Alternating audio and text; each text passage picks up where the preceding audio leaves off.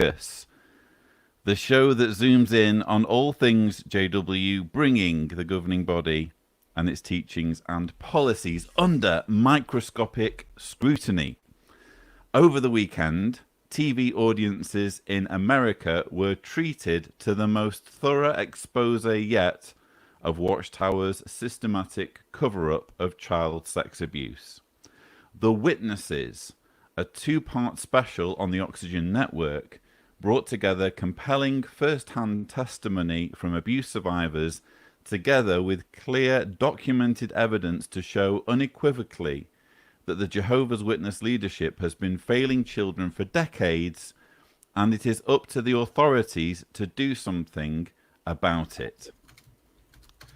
Joining me for this special after party are my co-hosts Mark O'Donnell and Covert Fade, and gracing this channel for the first time to discuss his creation, investigative journalist Trey Bundy. Trey and Mark, welcome to the show. Hi, Lloyd. Thank you. Thanks, Lloyd. Good to be here. Covert is actually supposed to be joining us, but he's having one or two technical difficulties. As many of you will know, he actually doubles as a secret agent and often finds himself in all sorts of dangerous hotspots around the world. So that's probably what's happening there. But wow, what a show. What a show. And Trey, I conveyed this to you already, but even though I know this issue fairly well, I'm sure I speak for Mark, it was still rattling. It was still very, very difficult to show these issues highlighted so graphically. Are you happy with the impact this show has had? Well, you know, we won't know the full impact for a long time, most likely, but the immediate feedback we're really happy with and grateful for and humbled by. I think since Saturday night when the first episode aired, I've received direct correspondence from more than 120 ex-Jehovah's Witnesses who claim to have been sexually abused by members of the organization. Wow. Part of that is that we're doing a TV show, but I think a bigger part of that is the fact that the women in the show, the survivors, Debbie, Dolores, Sarah, and Chesa, by coming forward themselves, they, I think, gave other people a sense that that they could muster the courage to do the same thing, and that's pretty mind-blowing. You touched on this in the show, but it's safe to say, isn't it? I mean, I've experienced this through my own work of interviewing survivors. It's an almost impossible feat that they perform when they come forward and divulge what has happened to them and make it public. Talk us through, I mean, you touched on it in the show, but talk us through how brave these individuals are. Well, you know, I get asked a lot because I cover child welfare as a beat. So when I'm not covering Jehovah's Witnesses, I'm still typically covering things that have to do with juvenile justice, kids in solitary confinement, child abuse, things like that. And I've been asked a lot of times, how do you deal with that? And isn't it hard to hear all those stories? And I mean, the fact is, these people know pain and frustration on a scale that I can't even fathom. I think the average age of somebody coming forward with their sexual abuse is somewhere in the 50s. Years, decades after it happened. There's a reason for that. I think that what we're seeing in the Jehovah's Witnesses is it's concentrated in this religion, but it's indicative of the rest of society. Victims are not believed. Victims are blamed for their own abuse. And essentially, at a societal level, and a cultural level, we discourage victims from coming forward every step of the way. So it's really pushing against all of that when they do decide to step up and speak their piece. Indeed, it really is an incredible feat that they perform. Mark, Cheryl Price here saying, brilliant and eye-opening documentary. How could a JW watch that and not wake up? What were your thoughts when you watched the 4 hours in total? Well, I think that going into this, Trey, you're no stranger to the Jehovah's Witness organization, and this is not just something you've done in the past year, but you've spent at least 5 years, and you've gotten to know, Debbie and all of these people so well, and you've done other reports on them. So I think one of the most important things that I get from this reporting is that you've really infiltrated the mindset of the average Jehovah's Witness. And I think your reporting was very even-handed and balanced in understanding that this was not a hit piece on Jehovah's Witnesses. This was an expose of the cover-up of sexual abuse for decades in many of these cases, and giving a voice to the victims and understanding just how serious and critical it is that these elders have covered up, destroyed documents, and they've done so because they get instructions at the very highest level to do so. So I really appreciate that you had a lot of statements in the documentary that I thought were very even-handed and were not critical of the average Jehovah's Witness who's just trying to exercise their faith. Yeah, I mean, how can you? I've met a lot of Jehovah's Witnesses over the last 5 years, active Jehovah's Witnesses, and I've basically met a lot of nice people. I've met a lot of smart people, people that are just like all other people that care about their families, care about their faith, and so, this for us has never been about religion as much as it's been about institutional child abuse. This type of thing can happen in religious organizations or non-religious organizations. With religious organizations, there are certain mechanisms in place that can make it harder for victims to come forward. But this is, I've talked to a lot of people who have been hurt by the organization. That say they want to tear it down, they want to burn it down, death to the Watchtower. I can't blame them for a second for those sentiments. I haven't been through the trauma they've been through, and maybe I'd feel the same way. So I say that that's legitimate for them to feel that way. That's not where I'm coming from. I don't take any issue at all with what the Jehovah's Witnesses believe. This is absolutely a look at conduct. Volitional choices that are made by an organization that has a lot to protect and has decided to protect that instead of protect kids.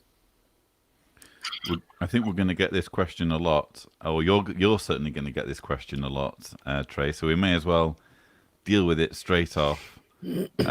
Great job to Trey and crew on the episodes. Can't wait to see what follows in its wake. So, do you have any appetite to do more since you've shown you're so proficient at it? Well, I appreciate that. And, thanks for that question. And thanks for saying that the show was worked for you. Look, this isn't, I've never covered a story this long in my life. The reason that I covered this story for so long is very simple. At the very beginning of this, we learned about the child abuse database. I'm in the information business. There is a ton of potential criminal evidence that should be public, should be in the hands of law enforcement that's not.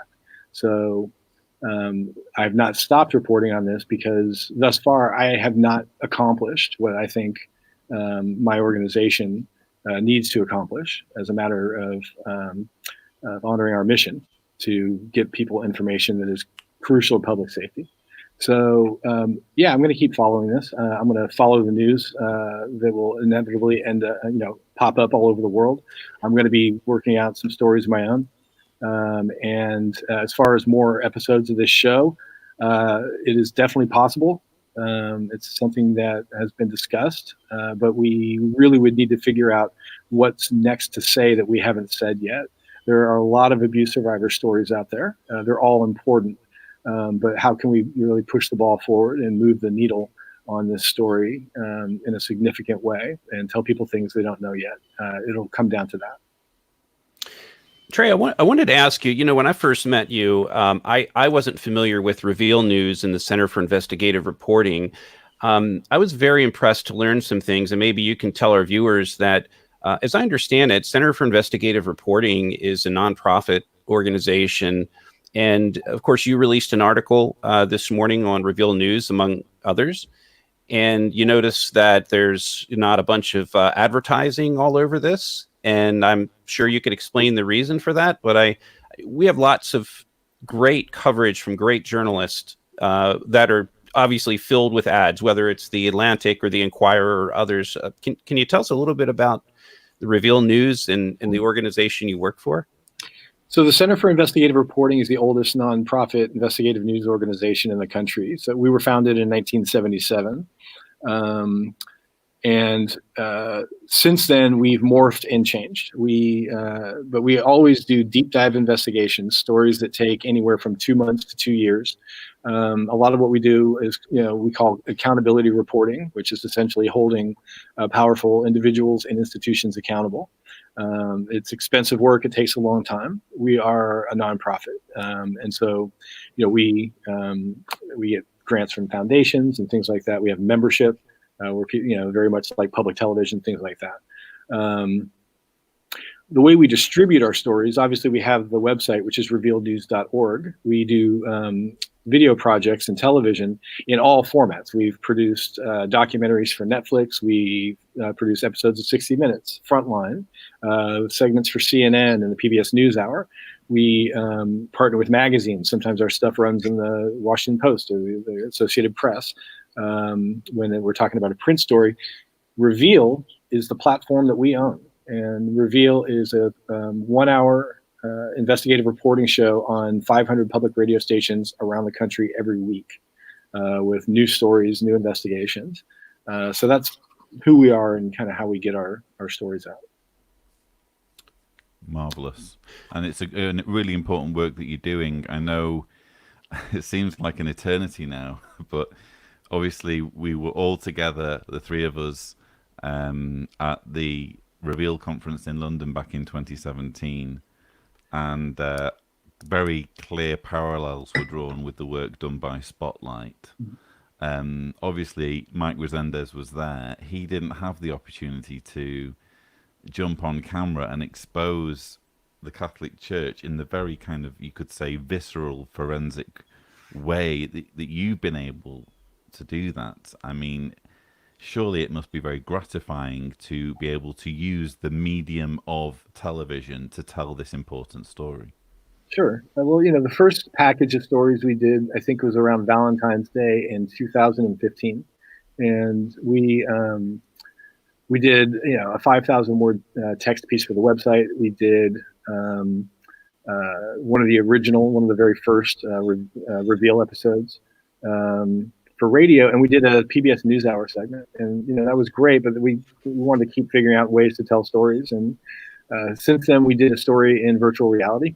In fact, we told Debbie McDaniel, who appears in the show, we told her story in a 15-minute virtual reality segment. We threw this conference in London that you were both at, where we had, basically 50 or 60 of my best sources from around the world in a single room, talking through the obstacles to holding Watchtower accountable. That was great. And, the reason for doing this show was because, again, we still hadn't reached our reporting goal. And we thought, what haven't we done yet? We haven't done one of these multi-part docuseries that you see on streaming networks, a la The Keepers and, Making a Murderer, and the kind of shows that people really watch and talk about. And many of them are quite good. And so our goal was to try to make a more stylized narrative, but deeply investigative show that really sort of, would hold up, but would also be compelling to people and have an emotional impact. Wonderful. Well, you've certainly achieved that. In fact, if anything, it's a bit too much of an emotional impact. I was this close to retitling this group therapy session rather than Afterparty, because it really affected me. Yeah, I've been hearing a lot of that. A lot of people, a lot of the comments were, this is really hard to watch. And, one of the biggest tricks for us was trying to figure out, how do we tell these stories in a powerful way that's respectful, tasteful, and that people can actually deal with? And that really was not easy to do. We, on the one hand, you don't want abuse survivors to be too triggered by something that they're watching. But, watching a show like this, I think for the average viewer, I think it should cost you something. it should hurt a little bit because this is really hurtful stuff that we're talking about. We didn't want to be sensational, but we didn't want to downplay what actually happened to these women. To fully understand their courage, it's important to know what happened to them. So one of the things that we did, was first, we were lucky that we had these 4 women who, the power and intensity with which they tell their stories while maintaining total composure is just, was just boggling to me and the whole crew. I mean, nobody could really believe what we're shooting. So their interviews are great. In places where we used recreations, the first rule that we set was we're not going to show anything that if a perpetrator was watching it, they could be turned on by. And that's why you see a lot of the recreations are shown through the point of view of the victim. And that was a sincere attempt to really, allow people to get a sense of how horrible this is for people without being sensational about it. There was definitely something that was on our mind, seriously. No, the recreations were very, very tasteful and, again, very, very moving. I mean, frankly, the Ronnie Lawrence one in part 1, it was like something straight out of one of the worst Hollywood thrillers. But like you say, there was nothing sensational or tantalizing in it. It was just purely the horror of what Debbie was being subjected to. It was just horrendous.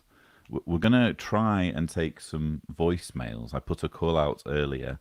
But before we do that, there's just one more question which I thought was quite interesting from Kyle Lee. Is there a realistic concern of JW headquarters shredding or wiping the entire database before court orders to seize the information? This is something that I've kind of grappled with, Trey. I don't know about you, Mark, but I sometimes wonder whether the more we jump up and down about this database, whether we tempt Watchtower, albeit it's illegal, but whether we tempt them to just think we're just going to lose this thing. Well, let me comment what I think, and I'd like to hear what Trey has to think, and maybe our thoughts are aligned. So, first of all, one of the things that Trey's program brought out, I think it was episode 2, where you interviewed Erwin Zalkin. You went to his office, you showed these large set of filing cabinets, which had all of this data. And, to be clear for the audience, it's not the entire database that Watchtower has. It is a portion of the database that relates to some of his California trials. And, for example, the Lopez, the Padron case, the Roe versus Doe case. And so some of those files, the fact that Erwin Zalkin knows about them and he's got thousands of documents that he can't even talk about, that in itself, if Watchtower were to try to delete their database, that information would be known to the attorneys like Erwin Zalkin that deal with it. We also have lots of other anecdotal evidence. And for example, Trey interviewed the behind the scenes Judas and Jezebel individuals who removed documents from congregations. Many of those documents were documents on Christian Congregation of Jehovah's Witnesses letterhead and Watchtower letterhead. So were they to destroy any information at headquarters, we have replications at both anecdotally and in real physical format of these documents that they exist. So I think that they cannot destroy it. And I think there's a strong argument to be made that a lot of the documents are being covered up for a number of reasons. But among those reasons is that there are some high-ranking members of the Watchtower organization, from elders to circuit overseers, even up to the level of governing body, whose names appear within their database of documents. So that's my take on it. Is I don't think they're going to destroy it. They could destroy an individual record of a person that they think that there's no, maybe something 50 years old. But as I think the organization is so arrogant in its belief that they can protect this through the First Amendment that they're not going to destroy it. Trey? I think Mark is right to focus in on what Zalkin has managed to get his hands on. We all know that the Watchtower traditionally has marked child abuse records do not destroy. that's no guarantee that they won't be destroyed. But in separate lawsuits over the last few years, Zalkin has gotten portions, in some cases different portions of this database, and it's been a lot. We don't know exactly how much, but I mean, you can just tell when you look at a filing cabinet like that. We're talking about a lot of documents, and because they've been scanned, it tells me that they're sending him to his office, so he's seeing that they haven't destroyed at least a lot of these documents already. And because they've been scanned, I'm not a database expert, but it seems to me that you'd have a lot of trouble covering your tracks if you deleted that information. If you were to have cyber forensic experts go in and look at what had been done, there's usually a trail for that kind of thing. So, I'm not going to sit here and say that Watchtower is not destroying anything, or that they are. I don't know. Yeah. But it does seem to me that thus far they've shown that they still have most of this stuff. I guess it's more a hypothetical scenario of, if the FBI are banging on the door, oh no, let's hit that button. You like to think that they're not that stupid, because again, it's a crime. But we're dealing with, I believe, and I think you guys believe, mostly delusional people. So more or less anything's possible. Well, they've also they've admitted under oath that they've been collecting all this stuff. So if it just vanished the day before a search warrant was served, I don't think that they get very far with that. Indeed. So we're going to try and take our first voicemail. We tried to do this earlier off camera, and it was a little bit hit and miss. But let's just see if this will work. And we have a voicemail from a friend of the channel, Jay the Comedian. Hang on a second. That one's not playing. Will this play? No, for some reason, as soon as I've literally come to do it, it's not letting me play them. So I'll try and think of another solution, and I'll put that banner down. We could try it if you send me a file offline, Lloyd. I might be able to play it from my end. I'll send you. Yeah, we'll do it that way. I'll send you a sharing link, Mark, and you can do it at your end, because you seem to be quite adept at all this stuff. And I was telling Trey before we went on air, I really need a producer. I can't host and produce all the time. But I don't know how you do it. There is actually one voicemail from someone calling themselves Judas and Jezebel fan, going back to what you were saying earlier. So, clearly someone who admires their efforts. So let's just take some more comments. There are currently 852. Mark, that's got to be a record, hasn't it? Let's see if we can hit 1,000. Well, yeah. I remember sort of in the 700 range being the most for one of my live streams. So this is clearly striking a chord with people. SW says, Trey, you have a courageous heart and such a compassionate manner. Thank you so much for exposing this story. Child abuse is one facet. There are many other abuses to expose. This is a destructive group. I guess SW hits on an interesting point, which is that, clearly child sex abuse is up there as the issue that is most worthy of exposure. But do you ever look at the other things, such as blood transfusion, such as shunning, and think there's a story here? Well, sure. Besides just blood transfusions and disfellowshipping, I mean, there are the sort of policies and teachings and guidance around what should a woman do if her husband is abusing her. Those types of things are obviously less than satisfactory. Sure. I mean, our attack from the beginning was really to focus in on child abuse. This is a large religion with a lot of policies and a lot of facets to it. And we decided that, this is something that is going to be a big enough challenge because it's a big enough problem. I mean, the child abuse issue in the organization is large enough that, to go too far beyond it would be spreading ourselves too thin. Now, the exception to that has been disfellowshipping and shunning, and we have done a number of stories that look at that, including the original Debbie McDaniel story, which was really about disfellowshipping as much, or if not more, about abuse. And the reason we decided to focus on that is because at this point, it appears to us that the type of secrecy around child abuse that you see in Jehovah's Witnesses is not possible without the fellowshipping and shunning policies. That the threat of losing your family, losing your chance at eternal life, being cast out into Satan's world is so great that you will keep a secret like child abuse to prevent that from happening. So I look at those two issues as being totally intertwined.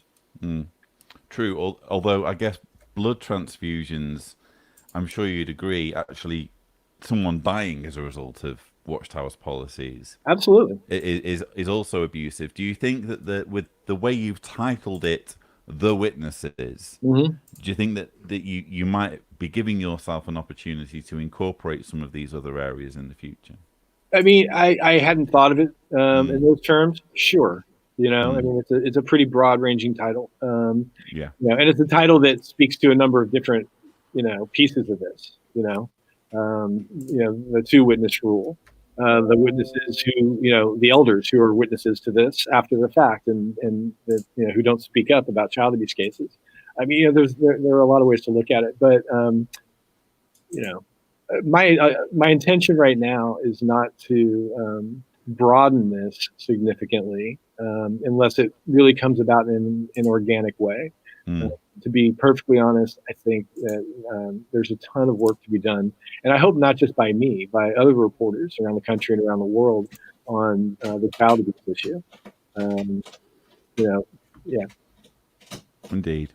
Well, look, I think as well there's something to be said for sticking with kind of what you know, and I'm not suggesting that you don't know about all these other things, but you've certainly been focusing a lot of concentration on this issue. So this is information that that you are well placed to comment on.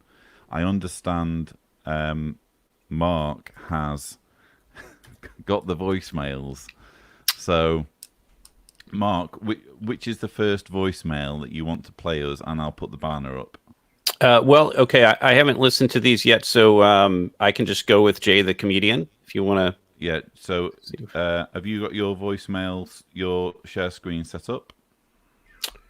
So what I was going to do is just play this them over your speaker as an MP3. We'll see if we can turn the volume up if I need to. Okay. So we're kind of winging it here. So I could do share screen, but I don't know if it'll transfer the volume. Let's do Jay the comedian. All right, here we go. Hey, what's poppin'? This your boy Jay the comedian, and I want to ask Mr. Trey Bundy a question. My question is, how frustrating was it to be constantly threatened by the JWs with calls to the police for protesting and bringing stuff to their attention, whilst not calling the police on people who actually are committing crimes inside of their organization? I mean, how frustrating must that have been to sit down and have to be told, oh, somebody's coming down, and then to only be told that the police is going to come if you don't leave immediately, but refuse to call the police on pedophiles. Like, please, how frustrating was that? I really want to know. Well, I appreciate that question. It's fair enough. The first thing I'd say again is that, if I've been covering this organization for 5 years. So if I was going to allow myself to get frustrated at this point, I wouldn't be able to get out of bed in the morning. It's what I've come to expect. I've come to expect a hypocrisy around the child abuse issue, and I've come to expect to be turned away every time I try to get answers. So I can't say that I was deeply frustrated by any of that, but I think that this really goes back for me to the November 2014 Watchtower directive to all the bodies of elders, where you got page after page after page where the Watchtower is explaining to elders how not to cooperate with search warrants, how not to cooperate with people who are investigating all manner of crimes, child abuse, murder, fraud, all this stuff, and how to protect the privacy of the organization at all costs against law enforcement until you get to the last page. And at the last page of that document, it says, if somebody walks in and is disrupting a Kingdom Hall meeting and they won't stop, call the police. That's it. Well, it's in the Shepherd book, and it's one of the biggest kind of the most enraging things about this whole thing is that in the Shepherd book, it specifically says if someone's interrupting the meeting or if someone's damaging Kingdom Hall property, call the police immediately. And yet they have an entire chapter on child abuse that says no such thing. I mean, this is indicative of how we protect kids in general. I mean, right? So on the one hand, it's like, child abuse, don't worry about it. Vandalism, call the cops, right? Yeah. You could look at Megan's Law and say the same thing. Megan's Law is meant to make people feel like we've got information to protect us from, sex offenders and child predators. But what it essentially says is, this person will rape a kid, but they won't lie about, moving to a new address. I think, that's something I really hope that people digest from the show and from, just paying attention to what's happening with Jehovah's Witnesses in general is that, there's no premium placed on protecting kids from abuse in this country. In fact, a lot of what we do is just absolutely backwards. Indeed. So I was just hoping, if that's okay, by all means make your comment, Mark, but if you can prepare the Judas and Jezebel fan. Yes, we have that ready to go. And I've got a lot of questions coming in on my end as well, and we'll try to keep these brief. But Trey, I did want to ask you, so there's a large ex-Jehovah's Witness community on Reddit as well, and they have nearly 50,000 members. So one of the moderators of Reddit now, and this is putting you on the spot, so you don't have to answer it definitively here, but one of the moderators asked if you might consider doing an AMA on the Reddit XJW crew.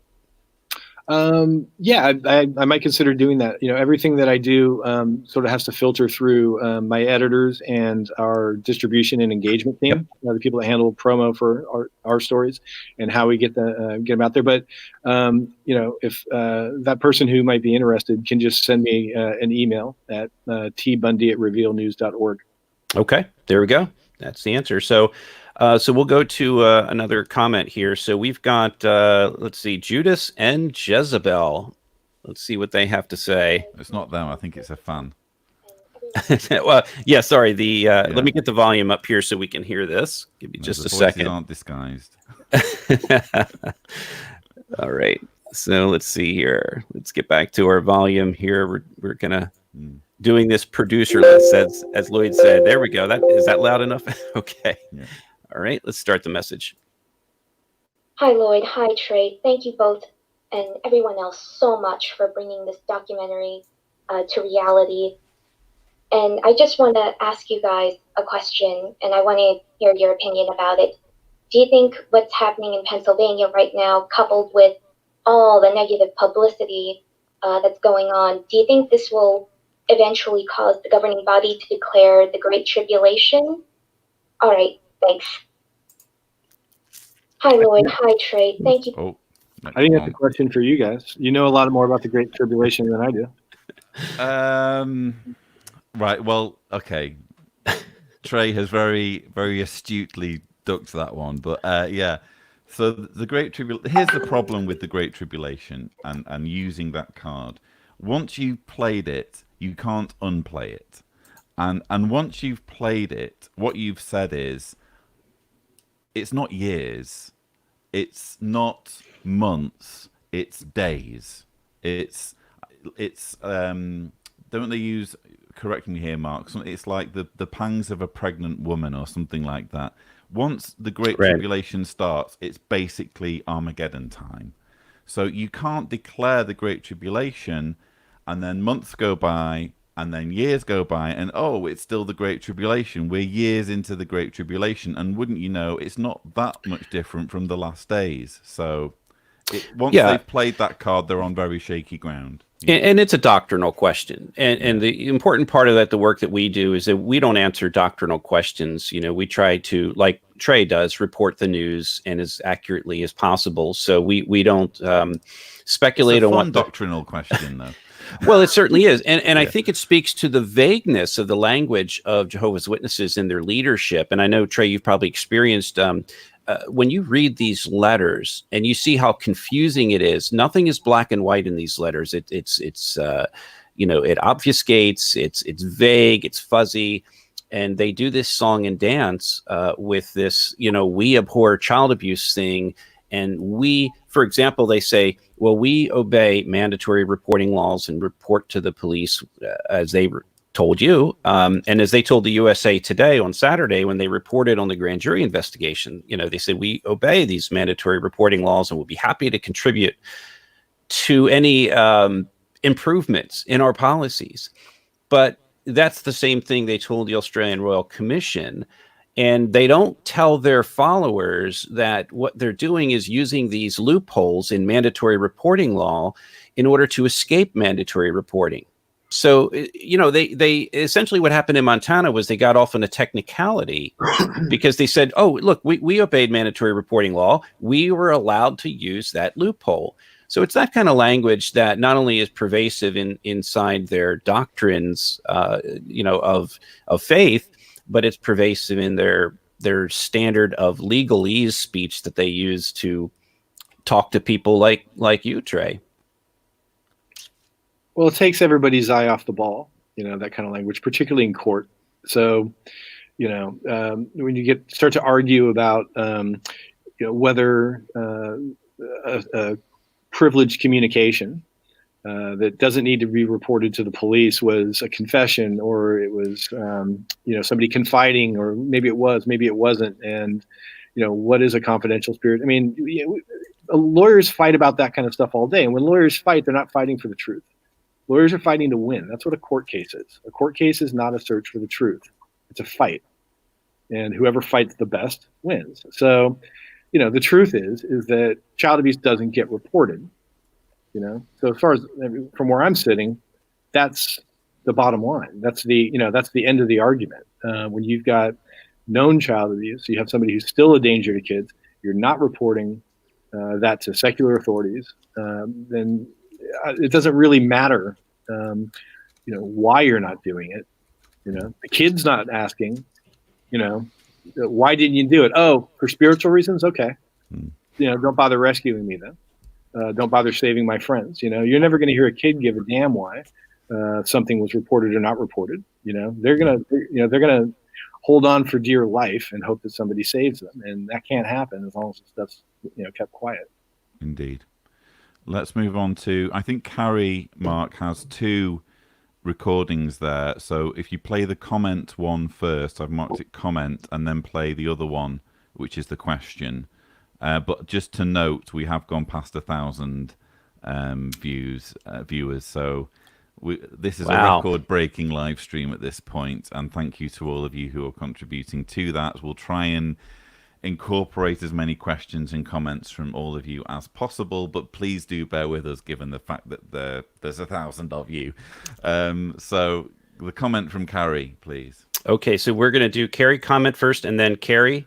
And then just Carrie, yeah. All right, so give me just a second here. We'll bring this up, and then we'll bring our volume up. So okay, momentarily. We'll play some elevator music while we're waiting. Whoops. Oh, that's not annoying, is it? Okay, here we go. Hey guys, I just wanted to comment and say how well of a job that you did, first of all. Second of all, I know that active Jehovah's Witnesses did have the opportunity to view the special. And one thing that I am not hearing is that they were attacking Jehovah's Witnesses. So I just wanted to commend everyone involved and tell you guys, well done. Good job. Keep up the good work. And thank you for sticking to facts. So that's the comment. And there's also a question, if you can save your reaction for after the question. Yeah. All right. Was never charged with sexual. Since Ronnie was never charged with sexual abuse because it went past the statute of limitations, does that mean he did not need to register on the sex offenders list? You want me to go ahead and answer that question? Please. So he was charged, but the charges were dismissed. He was charged with 19 counts of lewd conduct, all child abuse related charges, and not just pertaining to one victim. But right, the charges were dismissed. He's never been convicted of a crime like this. Therefore, he does not have to register as a sex offender. Okay.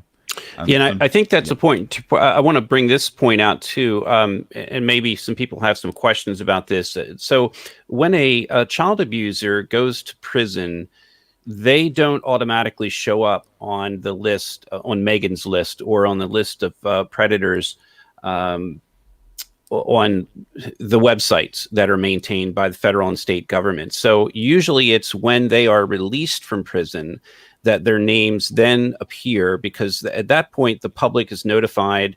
So for example, Roderick Watkins is serving 80 years in prison. He's appealing his trial.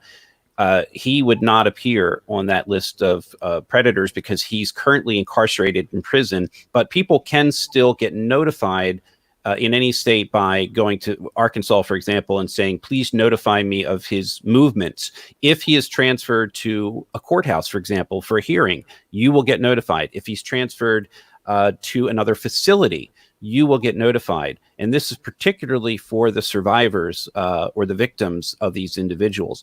Once the person is released, if they're ever released from prison, then at that point, they have to obviously register as a sex offender.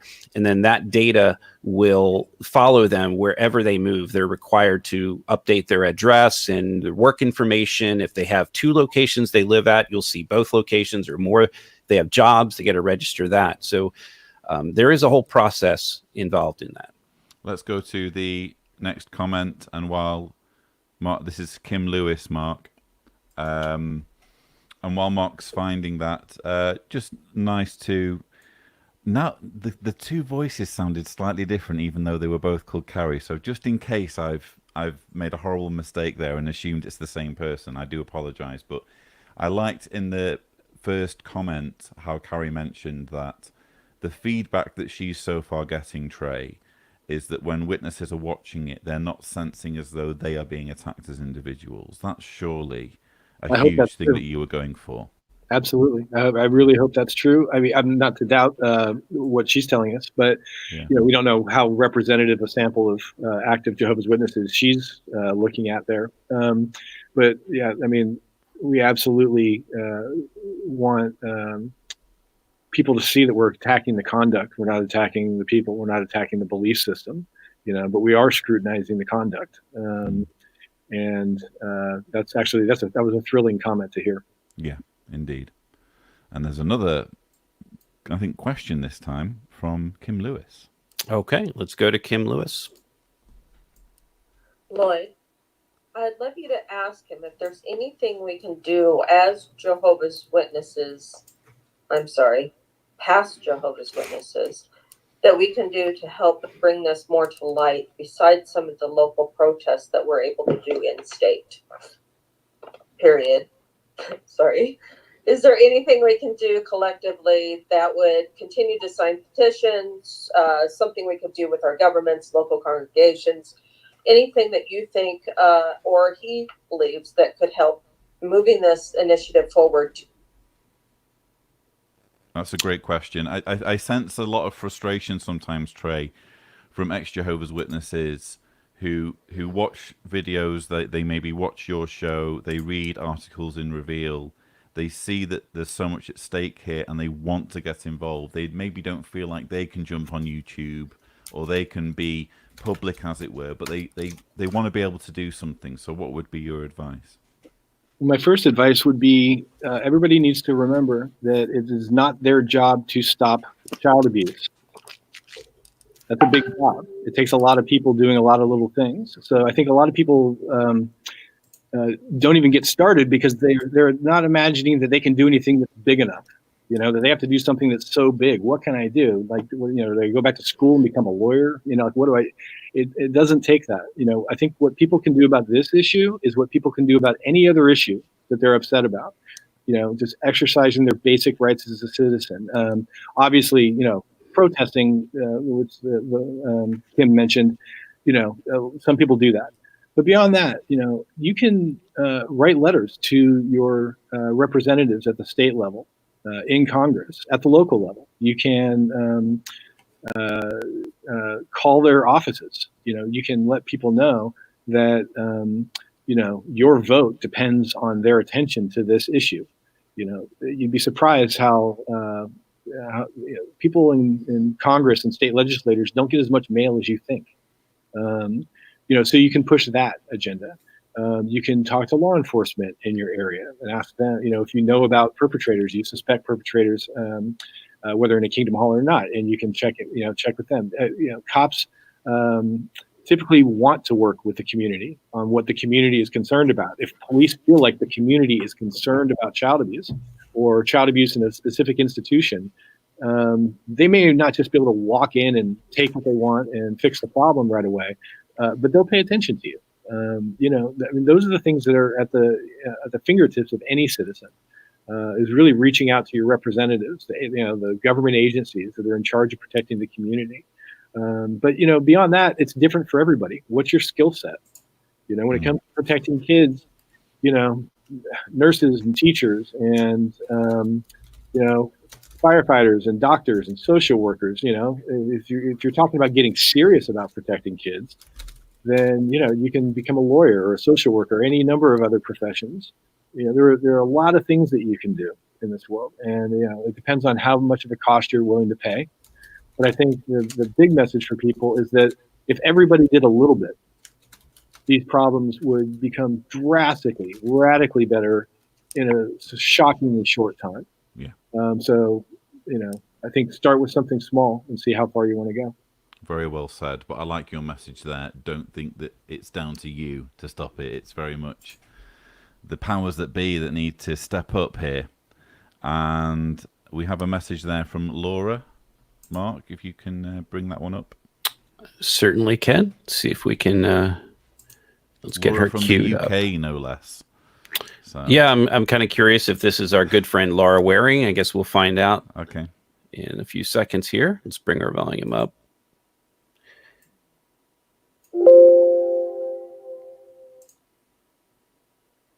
From the UK. I'd like to say a big thank. Hi, my name's Laura. I'm from the UK. I'd like to say a big thank you to Trey and everyone involved in the Oxygen programme. It was outstanding. My question is, was there any material that didn't make the final edit, or has there been any subsequent updates on what's happening in America? Thank you. Sure. There's a lot of material that didn't make it in. We spent a year putting this together, and even that year was really based in some part on years of reporting. So there's stuff that didn't make it in. I don't know that there's ever going to be a blooper reel, but there's plenty more work that can be done. While we're going to keep focusing on the story, whether we do more episodes of this series, I don't know yet. As far as what's happening in America, I think the big news right now that Mark is right in the middle of is the grand jury investigation in Pennsylvania. I don't think anybody who cares about this issue should, be careful not to understate how important this is. It's, this is an enormous deal. We all watched what happened in Australia. We've all watched England struggle to put something together. But now you've got what we know is a seasoned team of investigators with a track record of investigating religious institutions in a way that generates impact across the country. It's a big deal, and everybody, I hope, will be paying attention as more information comes out. Wonderful. Yeah, it's interesting, and I can't name any names here, but we actually just we've just been reached out to by an active Jehovah's Witness who's in the process of leaving the organization. We really don't want to say what position. No. One, yeah. Right. So, but we're being contacted. Yeah, we're being contacted by people that are in positions where they can do something. So, so brilliant. And I think this documentary really is an avenue. As you mentioned earlier, Trey, you've gotten over 100 or 120 contacts from probably 150 now. I've been watching my phone blinking this whole time. But yeah, about an hour ago, it was 120 contacts from former Jehovah's Witnesses who say that they were sexually abused by members of their congregations. Wow. And that's in the last 36 hours. The power of good reporting, and that just is Power of television. Yeah, indeed. So we just have a couple more voicemails, and then we're going to start doing hopefully a handover. Do we have a handover planned, Mark? Mark knows what I'm talking about. Well, we have a special guest standing by, and so I think that she is just about ready. So what we're going to do is, I tell you what, I'll go ahead and play this message. Okay. Well, it looks like we have two more. We have there's just the one from Melinda and one from Terry O'Donnell. So and I apologize, but I've got a hard out at 1:00. So okay, let's get those done. All right, so let's bring Melinda up. Just a moment. If you could play them both back to back, and then maybe Trey can condense his answer into one. You bet. All right, stand by.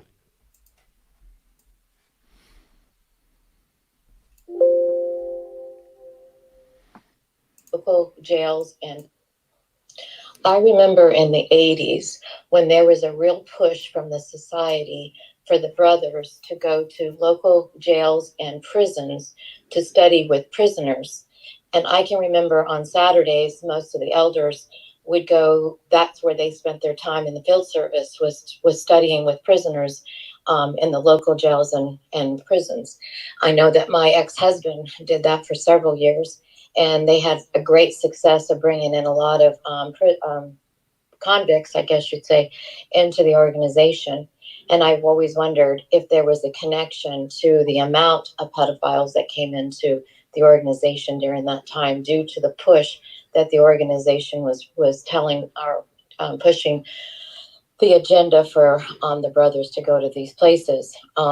Anyway, I just want, obviously, the policies that the organization has put in place allowed it to be a paradise for them, but I've always wondered if there was a connection during that time, if that's the reason there's such a great amount of pedophiles in the organization.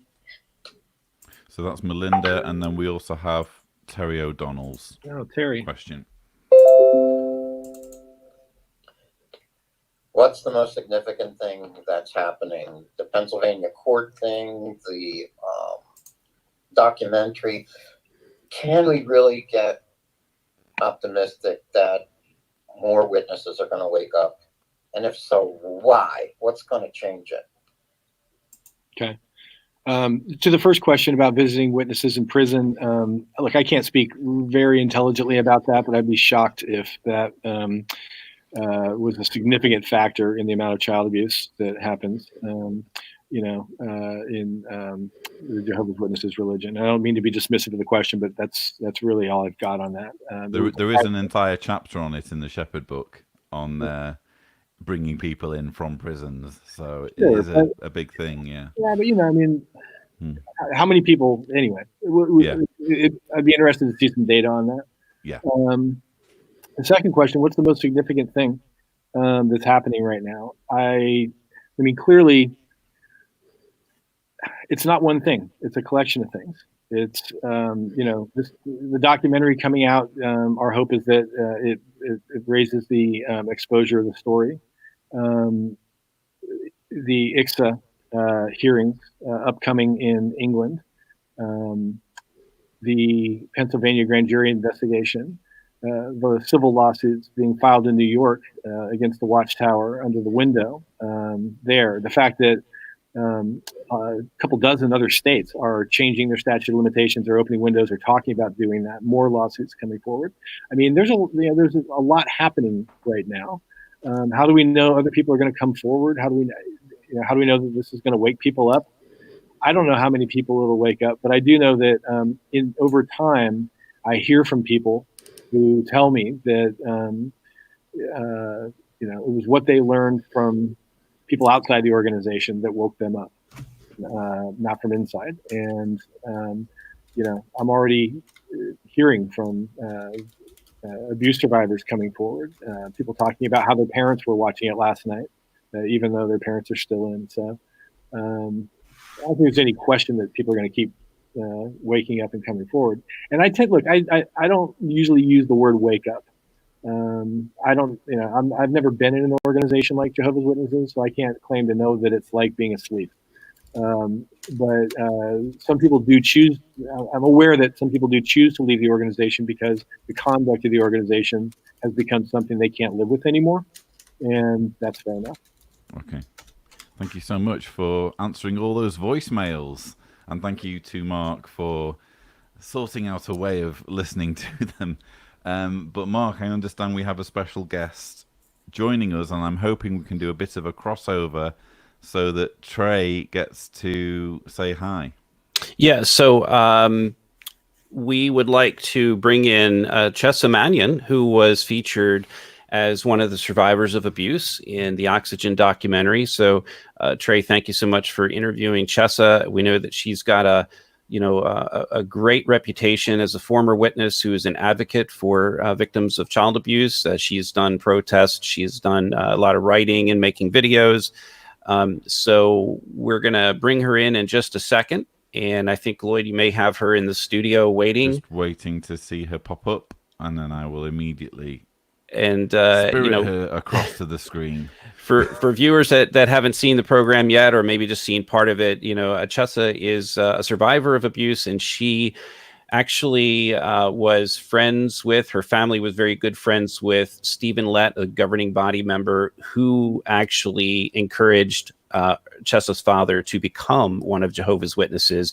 And when the abuse story came out, her parents wrote a letter, her father wrote a letter to governing body member Stephen Lett. And, Chesa can talk about that. She did on the program, and we do have a copy of the letter here if we want to bring it up. We don't have Chesa just yet. So, Chesa, if you're watching, just try with that link, and it should bring you to my attention, and then I'll pull you through onto the She says she's in, so I don't know if you're not seeing her yet on the studio. No, if I'm not seeing her, then she's not in. So let me, because I'm mindful that. So I'm sending you the link, Mark. If you could pass that on to Chesa, and I'll keep an eye out. I am aware that Trey needs to go in 2 minutes, so we might not have the. Here we are. Here's Chesa. The push that the organization was pushing the agenda for. So Chesa, you'll just have to mute your YouTube audio. Yes. Policies that the organization. I know you're watching the program, and we've got 2 audio streams going here. So there was a connection during that time. If that's the reason there's such a great amount of pedophiles. I'm not sure whether Chesa can hear us either. Melinda, and then we also have Terry O'Donnell's question. You can see what Chesa's been watching, a very fine YouTube channel. What's the most significant thing that's happening? The Pennsylvania. No, I don't think Chesa actually is hearing us. Documentary. Yeah. okay, Chesa? so can you hear us, Chesa?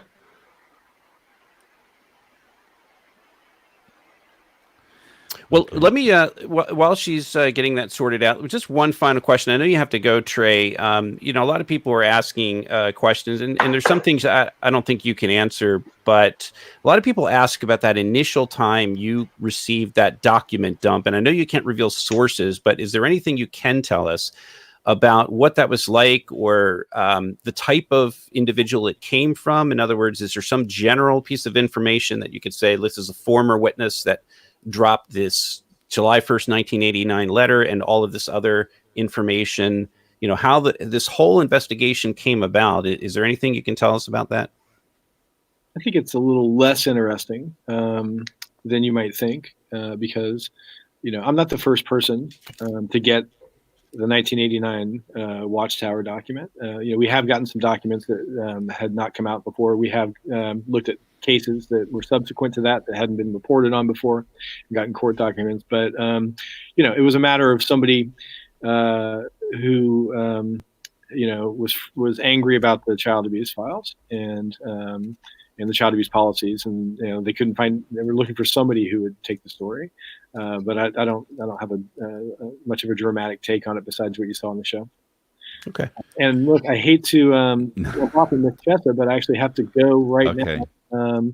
And we almost had an overlap, but listen, Trey, it's been an absolute pleasure to have you on the channel again. Fantastic job on the show, and we'll be in touch. Well, it means a lot. And if I could just say one other thing, I'm really grateful to everybody who's watched the show, whether you're Jehovah's Witness or not. And I also want to thank you guys, because I don't know if everybody out there knows, but you guys have both been just consistently dependable sources for me as I've been reporting this for the last several years, all along the way. I talk to you guys on background sometimes, and I'm really trying to understand the technicalities of all this.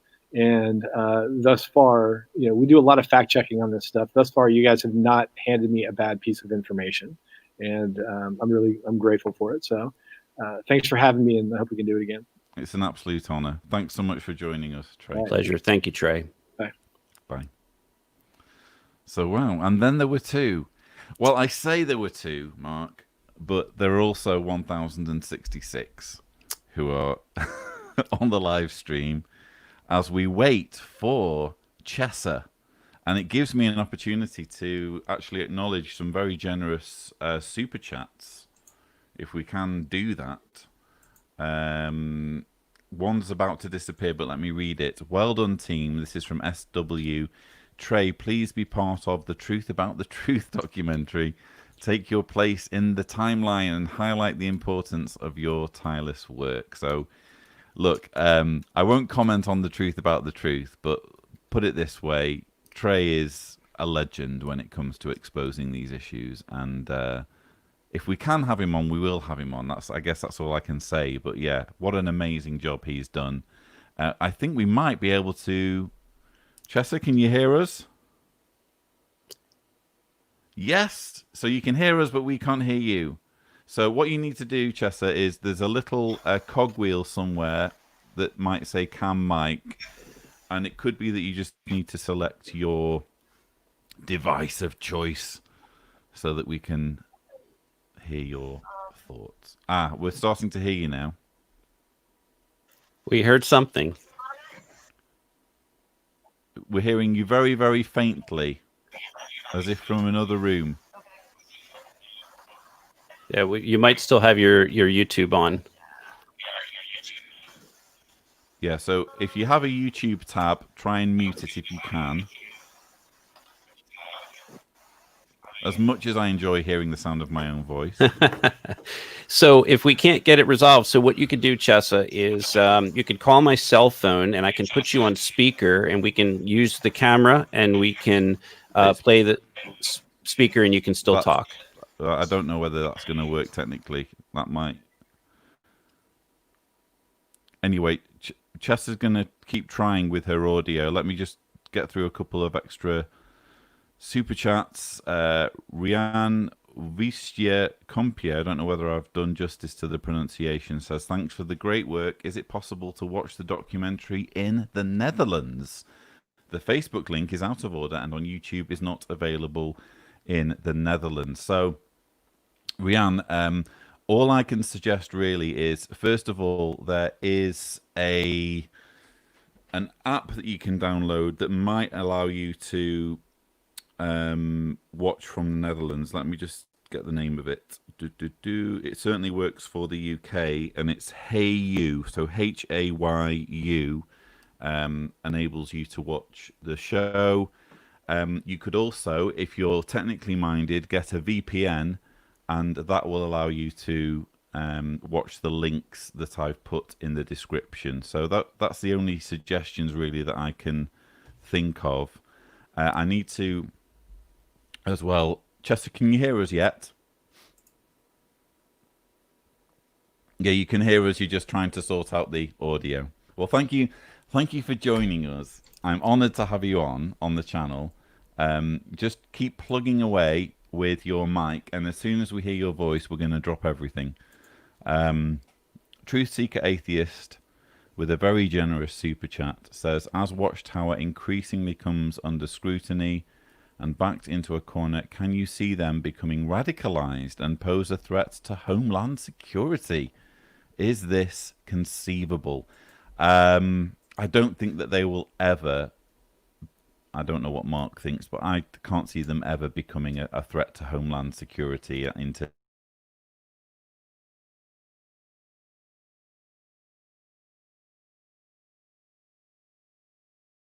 Back. Okay, so the threat to Homeland Security. That's an interesting question because I've heard some people make comments about whether or not they're a dangerous organization. And look, we have no evidence of physical danger to Homeland Security. I think religious organizations really present sometimes an innocuous non-threat, and sometimes they present more of a deeper level of control over the lives of individuals, whether it's through, for example, Watchtower's blood policy, which does cost lives. And then there's the shunning policy, which often leads to depression and suicide because families are broken up. So, whether or not the government gets involved in that sort of thing, look, there's Stephen Hassan, author of Combating Cult Mind Control, has done a lot of work on that subject. And, he's applied his bite model to many different groups to determine whether or not a group is a healthy religious group. And he's a religious person, a man of faith, or whether it's an unhealthy group. So, but as far as threat to Homeland Security, I don't envision suicide vests, to be honest. Not at this time. So Bakura Toshin says, Chesa, you are such a beautiful and brave person. Thank you for your continued courage and raising your voice through all this. Mark, as Chesa hopefully tries to get back on, and by the way, in case you're wondering where Covert went to, he had to give up in the end.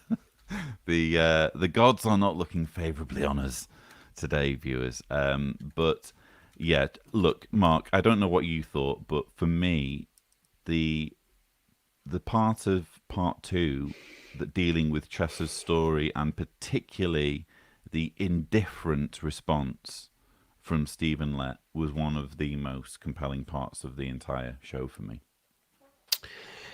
Yeah, it really was. And in fact, I have a copy of the letter here that I can read a couple of sections from. Should we take a look on the screen share while we have some time? Yeah, let's do that. So let me just jump over to screen share and see if we can grab that particular application window. All right, let's give it a shot here. Mark is much better at multitasking than I am, as you've probably guessed by now. And another Chesa-related comment is, Bird is the word 92. Chesa, if you're reading this, I'm so sorry about what happened to you and can't believe a member of the governing body would be so cold to you about your experience. Really shows their true selves.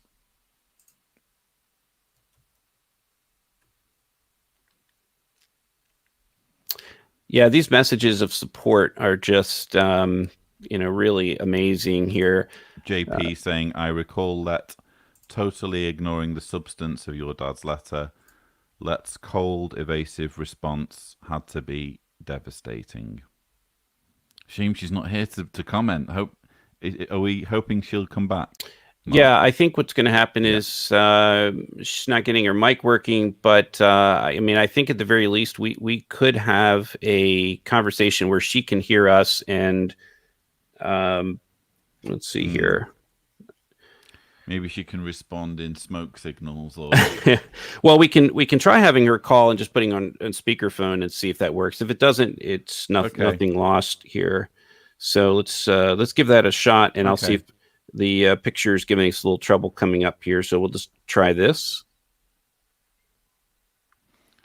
Yeah, so another tech-related question on the show itself. Doesn't seem possible to watch in the UK. I do know that Hayu app that I was mentioning, HAYU, will allow you to watch from the UK, because it was actually someone in the UK that put me onto it. And it's I think a subscription service, but they do give you a 30-day free trial, and The Witnesses is one of the very latest things that it's offering you to watch. So that's one way that you can watch from the UK.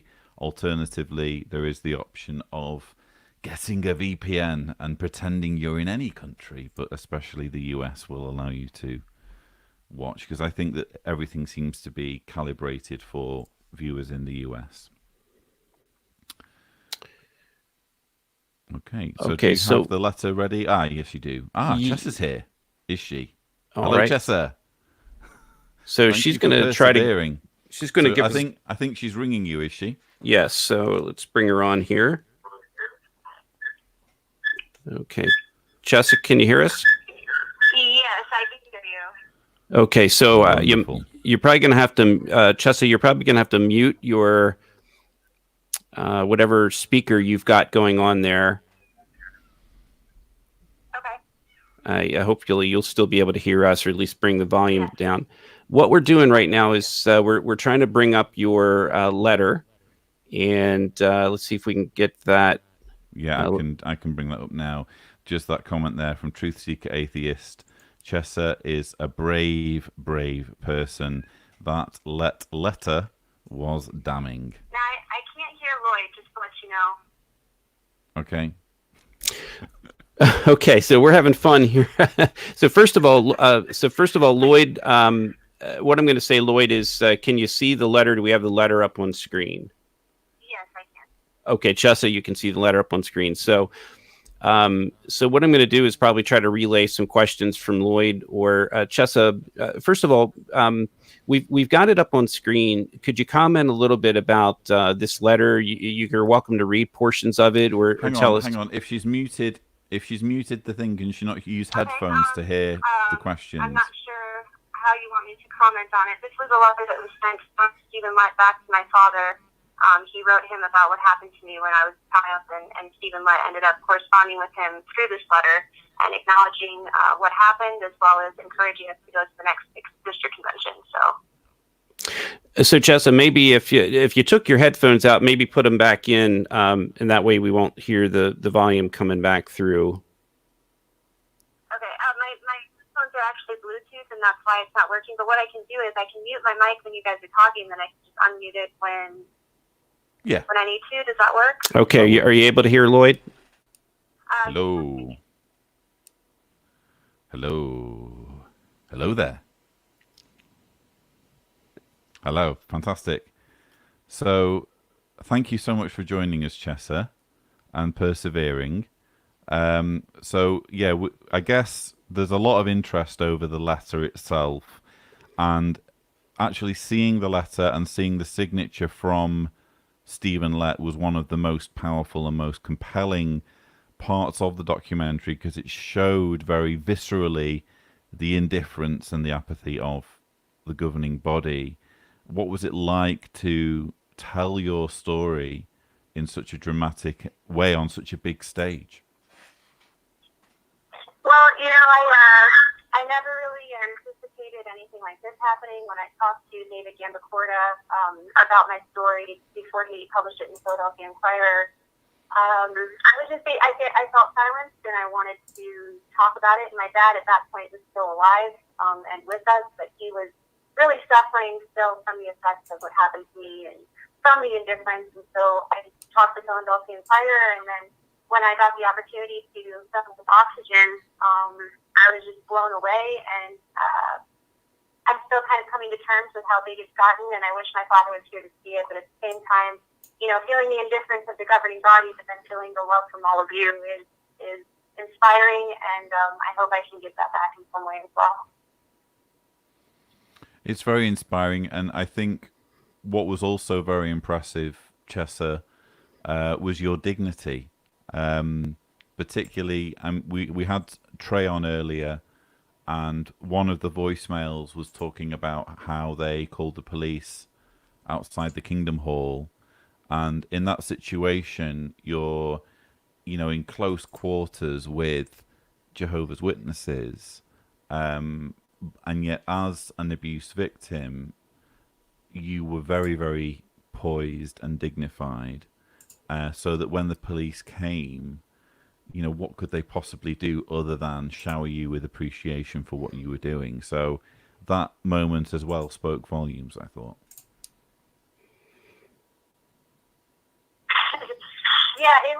it was definitely an interesting moment when the police were called. When we did the Reading PA protest earlier that year before, the police were called then too, but that was because we had notified them that we were going to be at the convention center before we were going there.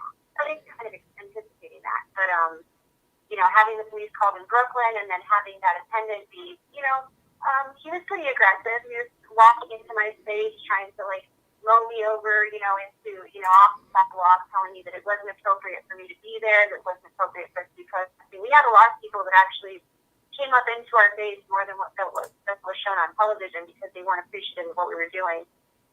But like you saw, we were just, you know, spreading information, giving out brochures, the same as they do when they go door to door. And we had the police called, and they were very appreciative that we were there, and there was no issue, and they left shortly after that. So.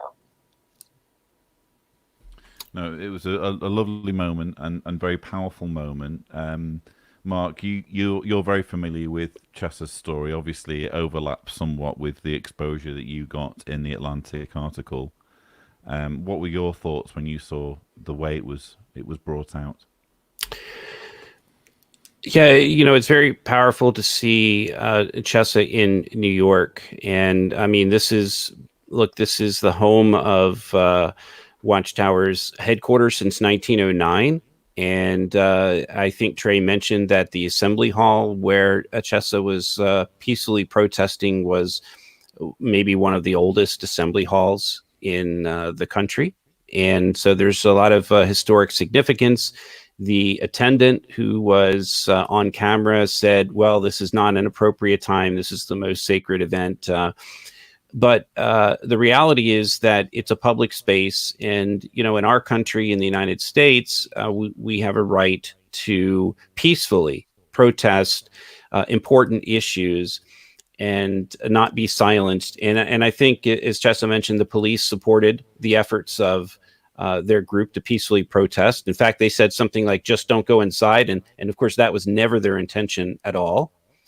But, you know, the story behind it, what's disturbing to me is that none of these people ever come up. Generally speaking, the witnesses automatically have a screen in front of them that says, don't talk to apostates, don't talk to somebody holding a sign. You know, they generally don't come up and say, hey, what's this all about? Can I read your brochure? You know, Jehovah's Witnesses are an evangelistic organization. They throw tracts and magazines at people all day long and expect them to read them. And yet here is a survivor of child sexual abuse who is speaking out, and they are not permitted to even have a conversation with Chesa or the friends that came to that protest in New York. And I'll tell you, the same thing happened. I had the privilege of being with Chesa in a Reading, Pennsylvania protest a couple of years ago, and very peaceful. And, you know, the police were there and everything was very orderly. But the elder who was apparently in charge of the attendants outside, you know, wouldn't speak to us. Just in fact, when the reporter from I guess it was the WGAL, the reporter from WGAL had an appointment to do an interview with Jehovah's Witnesses that day, and she was told to get lost. You know, your implied invitation has been revoked. And so they don't want to have an honest and open conversation about this like other organizations do. We see protests with the Mormon Church, Catholic Church, and many of those people will come out and talk. I remember one very powerful moment that happened in Reading, and I think Chesa was very close by when this happened. There was a little boy about 9 years of age that came up to me and saw the sign, and my sign had to do with Delaware and the fact that Jehovah's Witnesses had been fined for failing to report child abuse. And this little 9-year-old boy, very precocious, came up to me and started talking. And he talked to me for about 5 minutes and said, well, what's this all about? What do your signs mean? And he didn't have parents with him. He was just alone on a street corner where thousands of witnesses were streaming into the convention.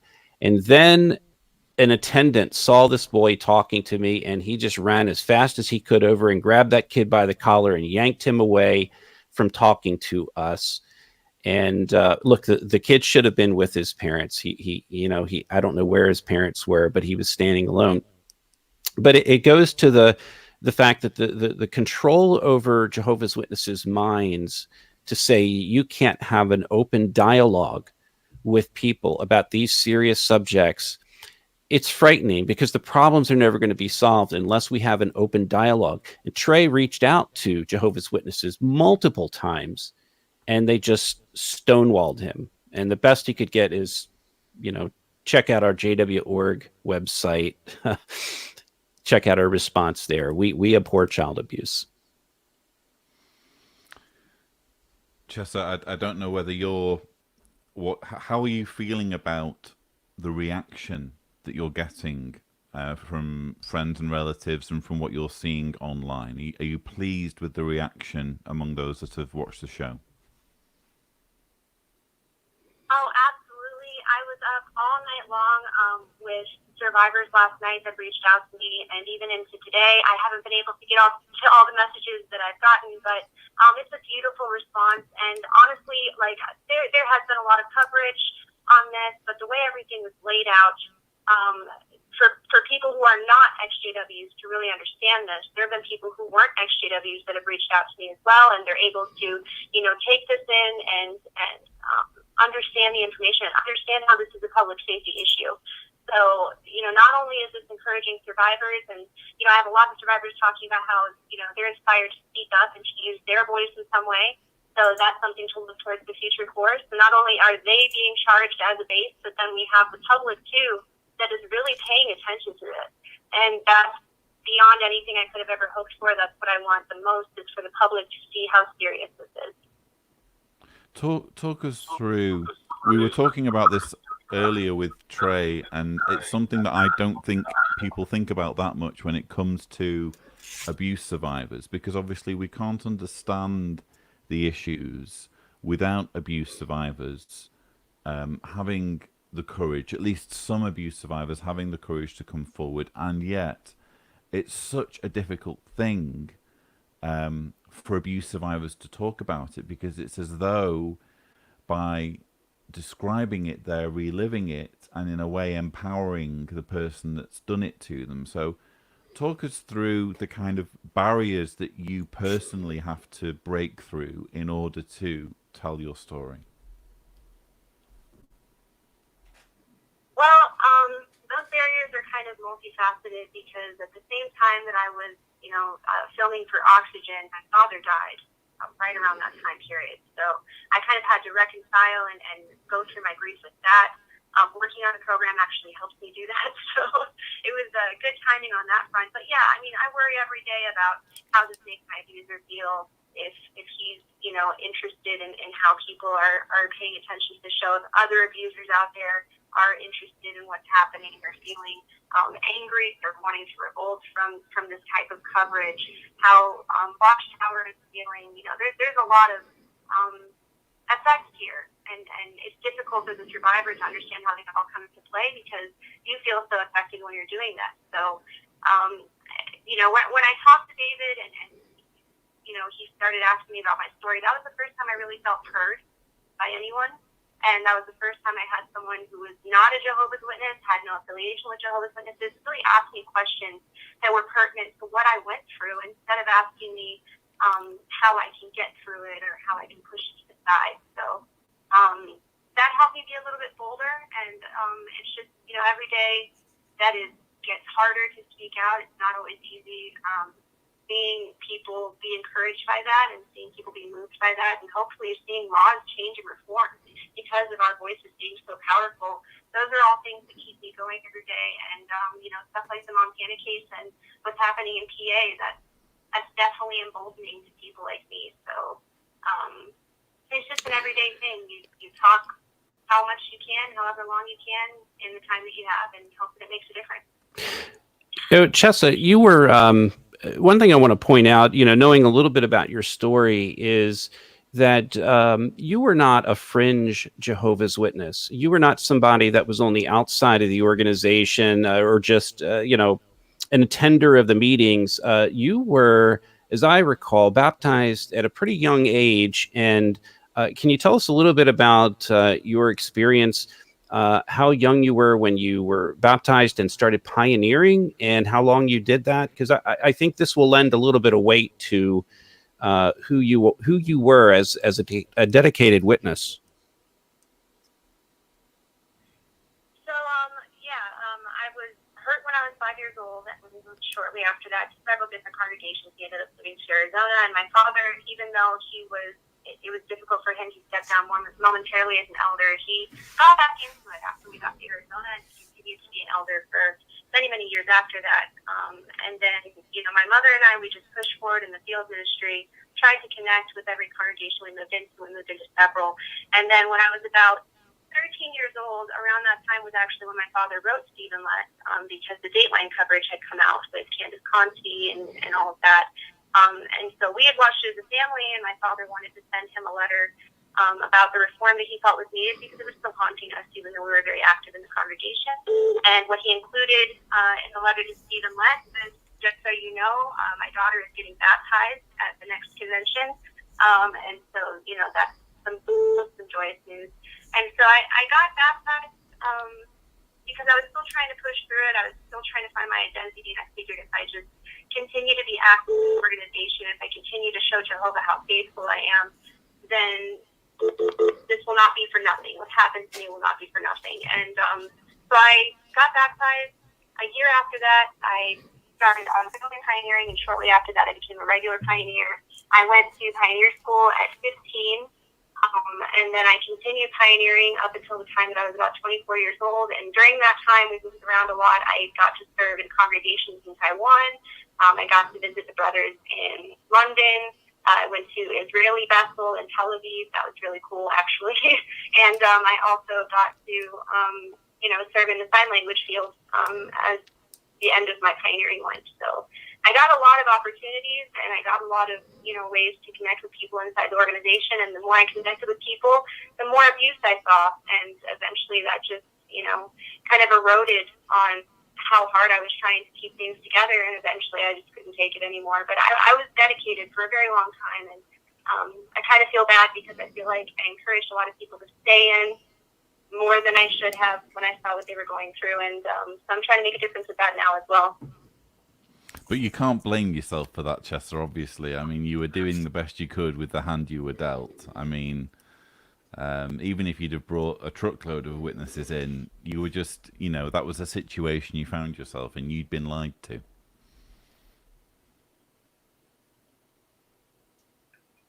Yeah, definitely lied to. And I think that was an issue for my father as well. And I saw how bad it tore at his face and his psyche. I mean, he was a very dedicated elder. My father served on a lot of judicial cases in several different states and countries. He even served as an elder in Taiwan for a while, so he got to see that side of things as well. And he would come home sometimes, and things were really weighing on him. And sometimes he would talk to me about it, even though they're not supposed to. And he would tell me, if you ever have to decide on between love and justice when it comes to a case, always go on the side of love, because God is love. So my father was kind of constantly in contention with the other people in the body, because they were ready to disfellowship or to kick someone out, and my father was trying to give them a second chance. So that, on top of what happened to me and everything else, he was lied to as well, and he sacrificed the majority of his life to this, and it ended up really, really harming him in the end. I think, Chesa, that was a powerful point in the documentary when you were talking about your dad, obviously before he passed away, that he was really collateral damage after your abuse, and that the problems that he had with drinking and other issues didn't happen until after your abuse was reported. And it seemed to have a profound impact on his life in a very negative way. And I think that's not lost on the viewers who, look, we're not just talking about thousands of abuse victims worldwide. We're talking about tens or hundreds of thousands, because you have to include their family members, the collateral damage that happens, and how many people it affects. So, and I know you really, you had a tough time with your dad, but you honored him very well when he passed away. And you know, I just have a lot of respect for the way that you've been able to handle that. Well, thank you. And Lloyd, I just want to say my father was a huge fan of yours. He used to watch your videos all the time, especially at the end of his life. I would come in to visit him, and he would have me playing quite often. You know, so he was really touched by the community. And man, I wish you would have had more time to speak to more of you. But I'm so grateful for the community for recognizing him and for Oxygen for showing the struggle that he went through, because not only is there sexual abuse in the organization, there's domestic violence, there is custody battles where people try to keep kids away from people when they leave the organization. There's spiritual abuse even, where people have, you know, they have authority over you because of their position, and elders are not discounted from that. There's a lot of times elders are between a rock and a hard place, and they're unable to make the decision that they want to, because to do so, they would be sacrificing everything. And so I have a lot of respect for everybody that's been through multifaceted abuse in this organization, and I hope, you know, as I continue in my activism, I'm able to honor everybody. Wow, that's profoundly affected me. That knowing that he watched my videos while he was alive, so I'm touched by that. There's actually a message here that I've brought up on the screen. Chesa was in my congregation. She was 100% love you, Chesa. So the name is I Am Nancy. Whether that's her real name or not, I don't. Maybe Chesa. I don't know whether that means anything to you. I think I know which UC it is. Yeah. You know, it's in several different congregations, but if this was the Nancy I was with in Dallas, I love her so, and I was really grateful to get to know her. That was towards the end of me being a Jehovah's Witness, actually, and we really connected, and I believe she's left as well, and she's moving on with her life, which I'm very glad to hear. Thank you, Nancy. I really appreciate that. Wonderful.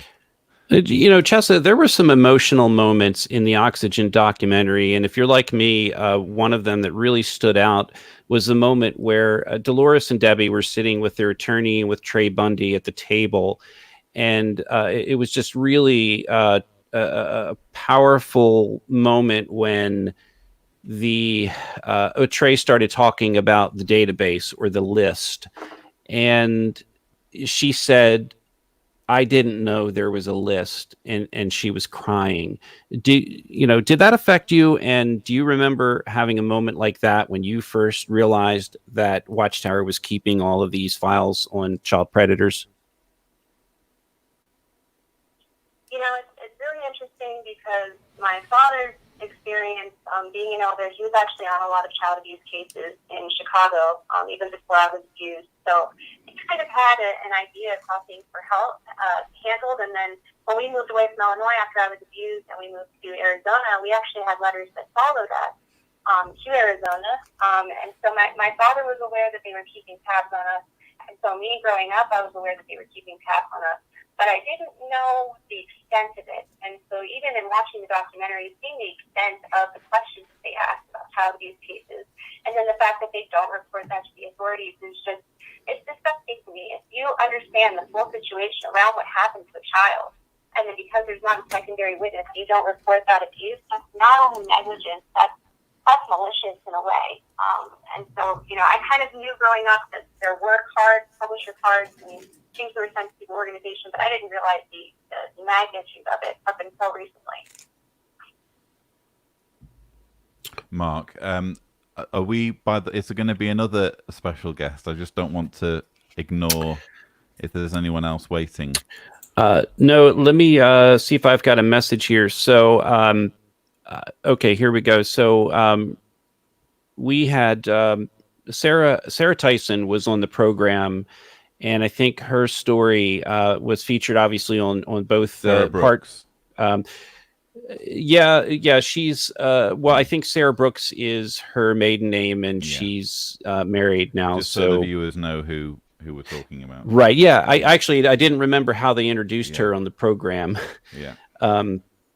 So anyway, so Sarah, she was featured part 1 and part 2, and in fact, she lives very close to where I live, and many of her friends are friends of mine growing up, and some of them were watching the program, and some have recently left the religion. One who was in my congregation, and her story is really resonates because she was so honest about a lot of things. For example, she was willing to go before the grand jury. And let me say this, and I haven't said a whole lot publicly aside from the survey article I released, but the grand jury is designed to be a cathartic experience for individuals who are cooperative witnesses. So she is a cooperative witness, and so many of the others who have testified are cooperative witnesses. And she mentioned in that her, she had to tell intimate details to a room full of about 50 people. There's 23 grand jurors, and there's approximately 12 to 15 alternates, depending on which grand jury you're serving on or you're part of. And then you have special investigators in the room, you have attorneys in the room, you have a court reporter in the room. So you've got about 50 people or more that are listening to the most intimate details of your life and your abuse. And these are citizens of the Commonwealth of Pennsylvania. So it's not lost on anyone that the government is taking this very seriously, because a grand jury investigation is an investigating grand jury into criminal conduct. And what Sarah and others have done, and we're going to be seeing stories coming out in this week and later about others who have testified. What she did was just incredibly brave, and what she did with Oxygen and what you did was incredibly brave, because you're bearing your soul. And I know you don't want to be forever remembered as an abuse victim, but you have a life to live, and you're a survivor, a warrior, and you're working for adopting change in laws. But Sarah's story, I think, was just, you could tell how she used her art as a method. And I think, Chesa, you can comment on this too. You too use art as a means of coping with your past and the things that you have endured. And I want to thank you for doing that, and thank Sarah for doing that. So she would like to have joined us today, but she's got children, and she's very busy wrangling her children. So, but she gave us. We can get her on a future episode, because the majority of shows that we do on Watchtower in Focus inevitably end up involving child sex abuse. So hopefully we can, unfortunately, get Sarah in on a future show. But wasn't to be on this occasion, but the after party has at least had Chesa and Trey, which we're very grateful for. But no, I didn't know that, Chesa, that you used art as well to help cope with things. Yeah, I actually grew up in an artistic family. My mother is actually a great artist. She actually did a reconstruction of a Chaplin portrait, Charlie Chaplin, and it was incredible. It was shown in galleries and stuff like that. So I grew up seeing my parents. My father loved music.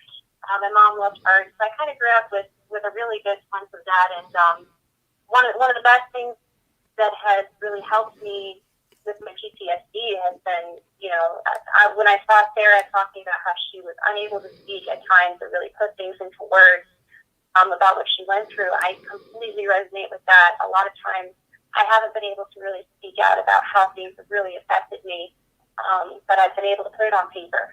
So whether it's through writing or drawing or things of that nature, that's really cathartic. And whenever I talk to abuse survivors, I always ask them, what do you do creatively? What do you like to do for a hobby? Because if you can find a way to take your trauma and turn it into something constructive, that can bring you such joy, and it can really make you feel like you're doing something instead of just, being there writhing in pain. So if there are any survivors who love to do art or love to have an artistic medium, I always love to see their art. Whenever I meet a survivor that's an artist, I love to see what they can do. It's beautiful the way that was told. I think more than anything, it's showing, because the show is dealing with such darkness, and the showing the art, Sarah's art. Obviously, it didn't have a chance to show your artwork, but it kind of shows the light at the end of the tunnel story, which just showing the way survivors are able to cope with their experience other than taking action. It shows that there is something on the other side, and I think that was really important. Some really nice comments coming through. Apologies if we've had one or two bots invade the live chat. Unfortunately, when there are over 900 on the live stream, it gets a little bit out of hand there, but thanks for those of you who have persevered. Also had some nice super chats come through. David Moore here saying, encouraging all watching to support Lloyd's work financially via his Patreon at whatever level you can. Thankful and keep up the great work. Thank you so much, David. And let's just see here. What else do we have? Here's a nice one. Tony S says, well done to all the participants. I'm sure Watchtower Octopopes were also closely watching, and that the sphincter muscle. You had to make me say a bad word. Was working overtime. Slowly, they're being exposed. Thanks, Tony. He said with gritted teeth for that message. Yeah. Do you sense, Mark? I mean, I had a mutual friend ask before we went on air. This is such an important piece of journalism. Do you think it's going to be the one that does it? And I don't know what you thought, Mark, and by all means, Chesa, you weigh in. For me, it's like Watchtower is a wall, and every time there's a major piece of exposure, be it the Atlantic article, be it the Aftermath show, W5, etc., it feels like there's just one more wave smashing against that wall. You like to think that after a few waves, surely there's going to be some cracks. I think so. It's, as my good friend, I'd like to give a shout out to Martin Hawk and his wife, Jen, because they were part of the program.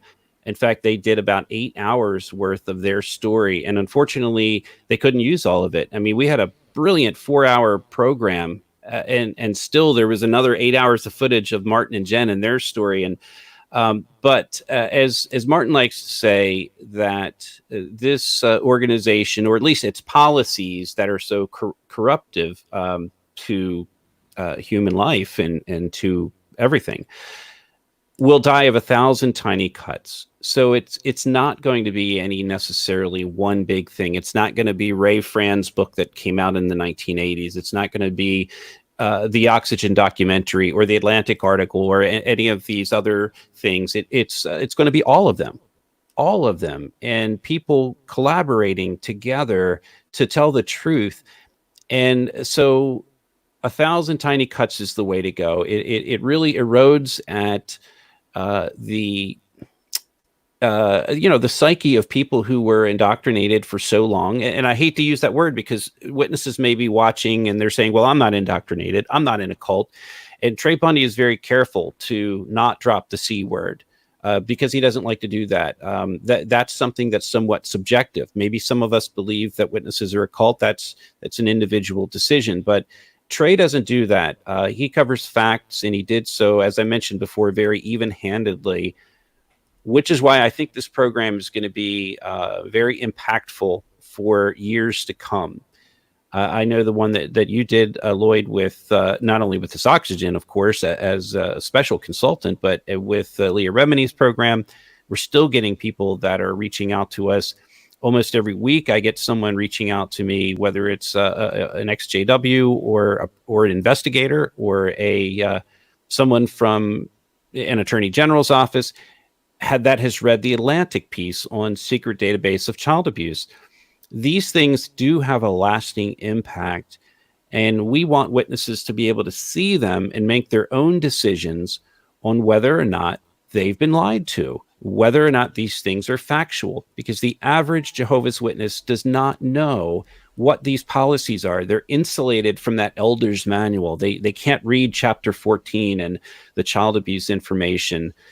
But then you have the other layer of insulation where the elders themselves are insulated because they've only got the elders manual. They don't have the branch manual and all these leaked documents, and they don't have access to what Erwin Zalkin and everyone else has with these other cases.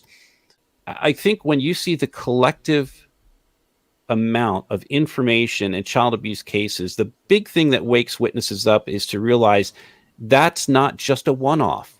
That is something that's happening in every congregation, one or two cases in every single congregation. And correct me if I'm wrong, Lloyd, I think Trey even talked about the extrapolation, and you've done some great work in your extrapolation, comparing Australia, what happened there, to how many perpetrators might exist in the witness organization just in the United States alone. Yeah, it's important to understand what we're dealing with, and that's actually, I don't know how familiar people are with the Spotlight film, but that was kind of one of the major breakthroughs in the Spotlight story when they decided to just do the math and figure out how big this story would be, and that was one of the main things that persuaded them to kind of chase after once they realized what the numbers were. But just going back to that point, Chesa, do you feel as though, with more of these larger, you could say, exposés, do you feel as though there might come a tipping point in the future, or do you think that it's going to be more or less, just a cycle of awareness and then nothing? I think this is definitely all going somewhere, for sure. And I think the most important thing at the end of the day, at least for me, and when we did our protest in Reading, Pennsylvania, and then the protest in Brooklyn, was getting across to witnesses just that we want them to be safe, and outline what makes this unsafe for them, and hoping that if they see a kid abused, or if they see something happening, that they'll call the police, or they will call someone that can remove that predator from their environment completely. So, will Watchtower fall from this? I don't know. But what I really hope is that there will at least be reform.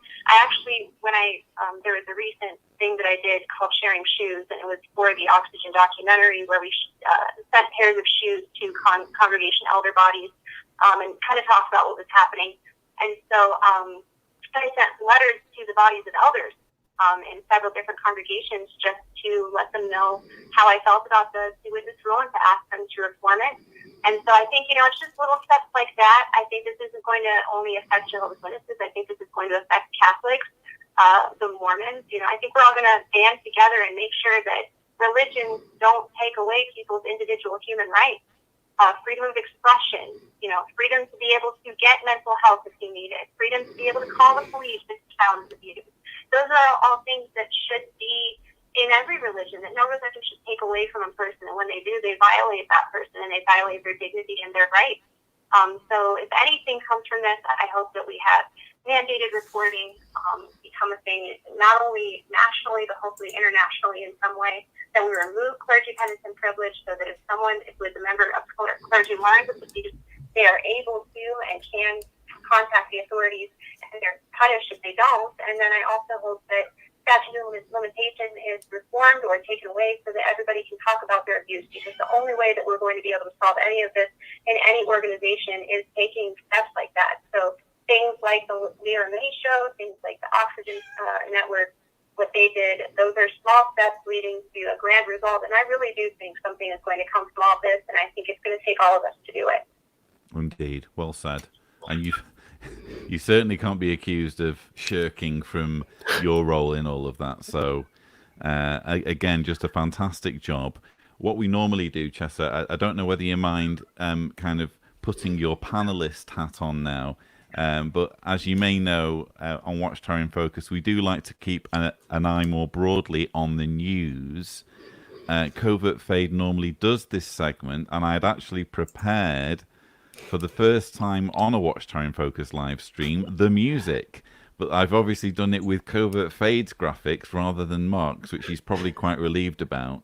So, Mark, if I just roll the music, would you be able to just quickly summarize the news for us? And Chesa, if you have any comments, feel free to weigh in. We'll wing it. Okay, so let's just roll the music.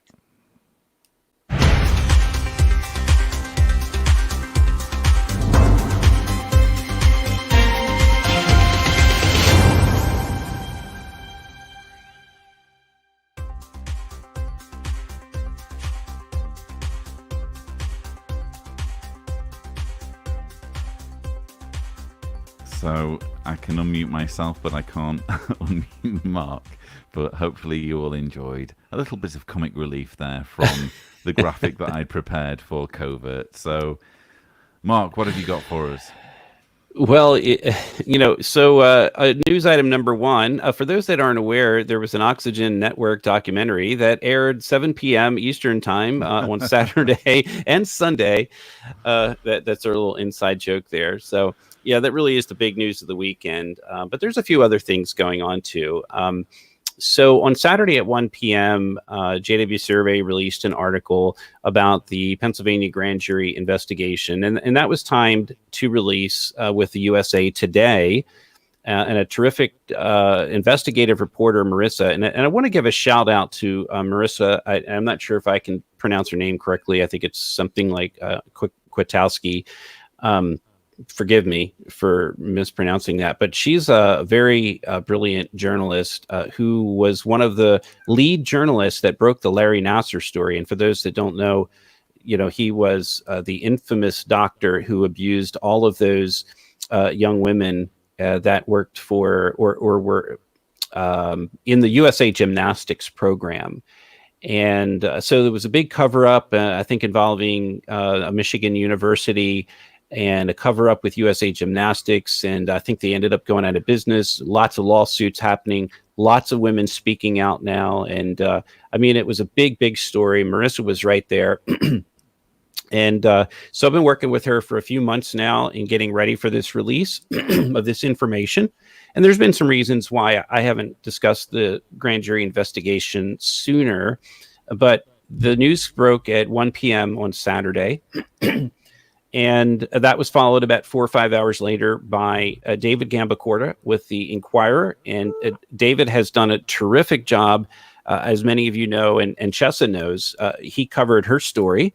And he is, he's a Pennsylvania journalist who's just done an absolutely brilliant job of discussing the issues with child sexual abuse, Jehovah's Witnesses, and covering Chesa's story. So that broke Saturday evening with the Inquirer, and then it started to make its way across the news networks. And then finally, of course, Trey Bundy revealed Sunday at the end of the program with Sarah's interview that she too testified for the grand jury last summer. And one thing to keep in mind about the grand jury is that investigating grand juries in the state of Pennsylvania are typically 18 months in length. They can get a 6-month extension if they continue to gather more evidence. And they're a very, very powerful tool used by governments to subpoena individuals, subpoena documents, issue search warrants. They can cross state lines, work with law enforcement in other jurisdictions. So I think you can put 2 and 2 together and figure out what that means. So they then gather all this information to determine whether or not criminal charges need to be filed in individual cases, like, say, for example, elders who didn't report child abuse, or maybe organization officials who covered it up. They will make that determination and recommendation, and they may or may not issue what's called a presentment, and they may or may not issue a final report. And it's likely they will issue a final report. The gentleman who handled the grand jury investigation for the Catholic Church, 6 of their 8 dioceses, which ended in 2018, are the same individuals who are now investigating Jehovah's Witnesses. And they published an 850-page report that the Catholic Church fought very vigorously to suppress. I'm sure Jehovah's Witnesses wouldn't fight to suppress a of report course on not, their really. mishandling of child sex abuse. So I think, Chesa, you wanted to make a comment on that. I just wanted wanted to say that what's happening in Pennsylvania is amazing, and Mark Rossi, who's a state Pennsylvania representative, did a lot of work when it came to, encouraging the Catholic diocese, the investigation of that. He actually went to the Vatican at one point, and there's been a lot of work that's been done as far as attacking the Catholics on their clergy penance and privilege, and that's the same kind of work that's going to have to happen for, addressing Watchtower, because they use the same penance and privilege as the Catholic Church does. So I think underlying that, moving forward, and I'm so excited for this Pennsylvania investigation. They did a great job on the Catholic diocese, and so I'm very interested to see what they do with Watchtower. Yeah, thank you for saying that. So, and perhaps in future episodes, I'll talk a little bit more about it, in light of the time, and we have a lot of people watching, but there's a lot of things that happen within the four walls of the grand jury. And the JW Survey article that I released was from my perspective, and it was really important that I tell the story from my perspective and to not try to characterize exactly where that investigation is going, because I don't represent in any way the Office of the Attorney General. I am a witness who testified, and I did so twice. And the thing about the grand jury is that it is absolutely top secret. They will not even identify whether or not the grand jury investigation exists.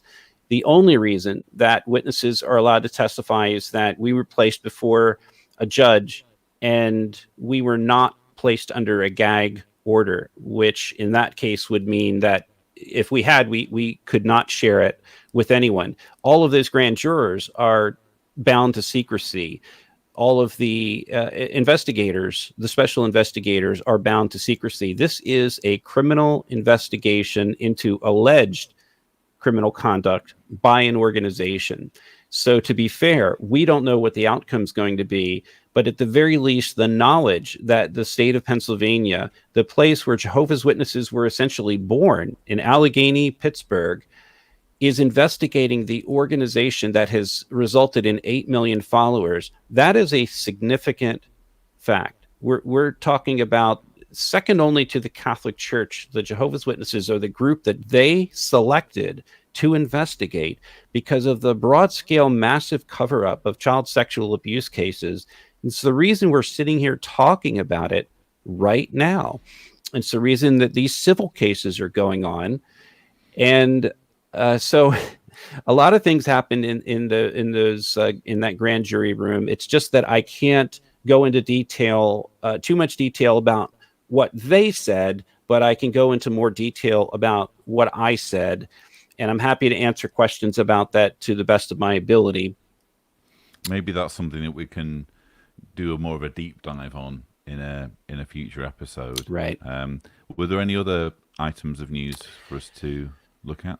Yeah, so for those who are readers of JW Survey, if you go to jwsurvey.org, there's a link on the right side of the screen to the Montana 2020 documents.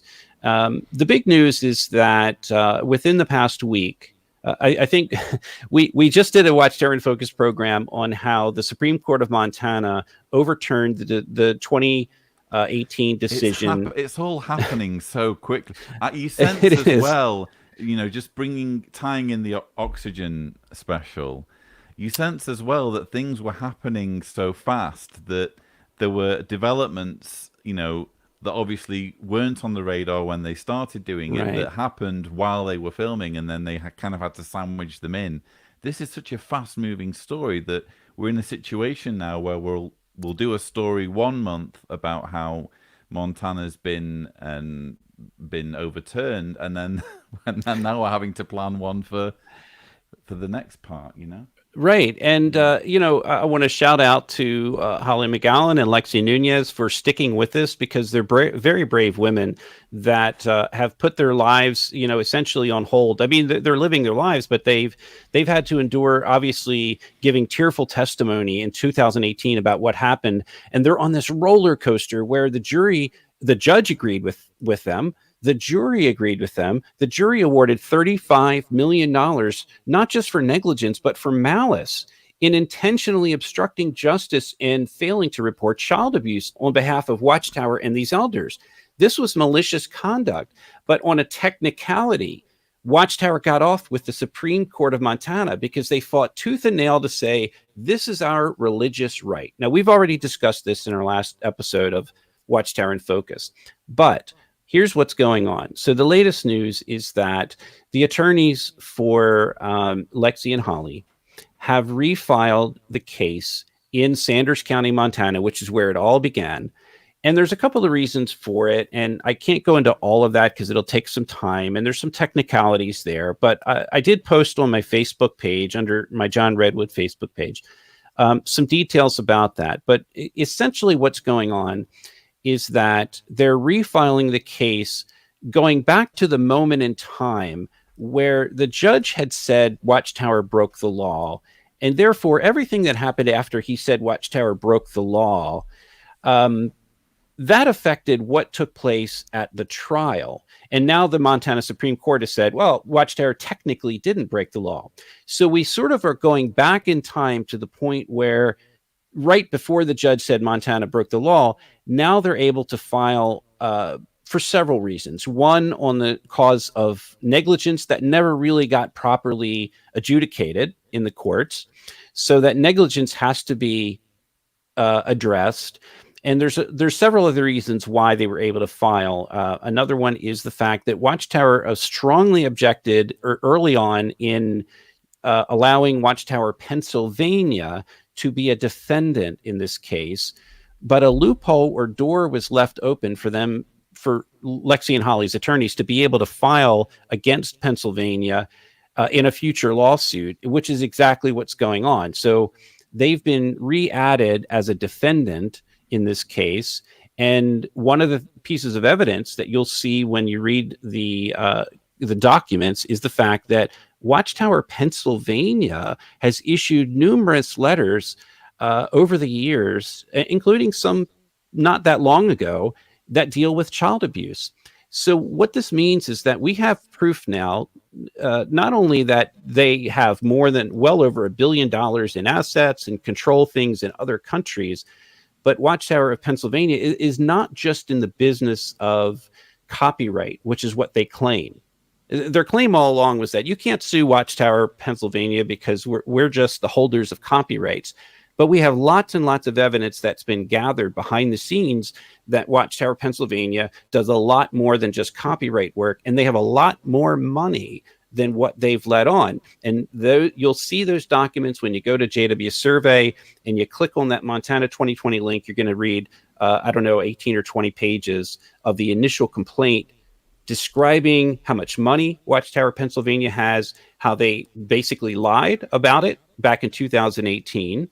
And then we're also learning that we have the negligence clause or the negligence claim that really didn't get properly adjudicated. And there's a few other reasons in there too. So Montana attorney Jim Malloy, that represents Lexi and Holly, he's filed this with the assistance of the Texas-based Nick's law firm, Neal and Ross. But I want to say this. It has to be accepted by the court in order for it to move forward. So I'm not trying to get everybody too excited. We don't know for sure that the Montana Sanders County Court will accept it. What's likely going to happen is that they're going to appeal to Montana Supreme Court to get it thrown out. First, they're going to try to throw out the judge because the judge was favorable to Lexi and Holly. So they'll likely try to get him thrown out. And then there will be an objection to that, of course. And so there's going to be a back and forth battle that goes. And then the Montana Supreme Court is likely to be appealed to dismiss the case. And then there's going to be a counter appeal to that. So there's a whole series of things that's going to happen. And I'm explaining them in as simple terms as I can because I'm not an attorney. Those things are going to happen. If the case gets accepted by the court, then it will move forward, and likely we'll see oral arguments. Maybe in 2, 3, 4, 5 months, might be going back to Montana and hearing oral arguments. And then if that proceeds further from there, there might be a trial, or Watchtower might say, we've had enough of this. We're just going to settle and we'll make an offer. So we don't know what the outcome is, but the good news is Montana's been refiled. We're not done with it. So please go and read those documents on JW Survey. You can download the whole package and let's see what our viewers think about those documents. Chesa, are you happy to hear that Montana's getting refiled? Unimaginably thrilled, actually.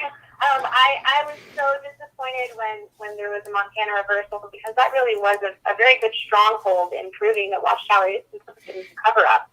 So with having them refile, you go girls, you take it all the way, because I believe that Montana and Pennsylvania are going to be cornerstones to moving the state forward. And, you know, whatever we can do as a support to get this going this year, we should do, because, I mean, this is incredible, monumental work, and those girls deserve every kudos for sticking in there, even after the reversal happened, keeping their chin up, and we're all standing right behind them. Absolutely. Incredible women, and doing an incredible job of representing survivors everywhere by pursuing that action in Montana. Look forward to Mark flying out there. The locals in Montana know his face very well by this point. Love Montana. I'm assuming you don't have any further stories, because I'm just mindful of the fact that we've passed the 2-hour mark now. Are there any other stories you wanted to shoehorn in before we... Yeah, you know, we could go on all day. Some of the stories were mentioned in the Oxygen documentary about... Sure. I really like the fact that they pointed out that Erwin Zalkin is filing these New York cases. That's big. And by the way, and I'm not sure exactly what terms they put it in the show, but... just to make it clear, so, you know, Debbie McDaniel's case ended up, you know, not being filed. Well, we know what happened criminally, but it ended up losing out because of statute of limitations in her state, and couldn't file a lawsuit. So now we've learned that because of this Child Victims Act, her attorneys, both in, I think, Oklahoma and in Texas, are filing under the New York Child Victims Act, which gives, you know, from August 2019 to August 2020, those persons that 1-year window. The theory is that because Watchtower is the defendant, then anyone from any state theoretically can sue the Watchtower organization for covering up their abuse. So we have that case is about to get filed. So once that's filed, we're going to release those documents, obviously, to the public, because they will be public documents, and everyone will get a chance to read about Debbie's case and what strategy that they're using when they file that initial complaint. We know about the other New York cases that were mentioned, or when Zalkin's continuing to just get phone call after phone call after phone call. We know that obviously Trey's getting a lot of phone calls with all these former witnesses, victims of abuse, that you know, some of them may have a case and they will file them. So we've got a lot going on. One thing I do want to mention, though, and this was, Trey was very careful to kind of, you know, not reveal too much information, but we had a part of the Oxygen documentary revealed the fact that documents had been taken from congregations in Massachusetts and had been leaked and ultimately ended up with Truth and Transparency Foundation. The Palmer leaks. Palmer leaks. Okay, so this is what, and I really can't talk in detail about this, but I can say this, that because those documents were taken and because they wound up in certain people's hands and ultimately found their way to Truth and Transparency, there is now a criminal investigation into in the state of Maine, into the multiple perpetrators, one who was a former elder, one who was a former witness who's now disfellowshipped. There's a criminal investigation as a result of those Palmer leaks. So for anybody to say that they are opposed to someone going and stealing documents from a congregation that revealed child abuse, look, we will not advocate criminal conduct on this program whatsoever. But I will say this, that someone doing the right thing by exposing these documents to the public, or at least in a way that they got them to people who could get them to law enforcement, that was the right thing to do. And as a result, those women, I mean, we're talking women who have been brutally abused for years. And as the program mentioned, and as Trey mentioned today, some survivors don't, the average age is 50 to come forward. Some of these survivors of the Palmer leaks documents are in their 30s now. The state of Maine has just revised its criminal statute of limitations, which now allows the criminal investigation to go forward of whatever happened in the state of Maine. And I won't go into any more details other than that.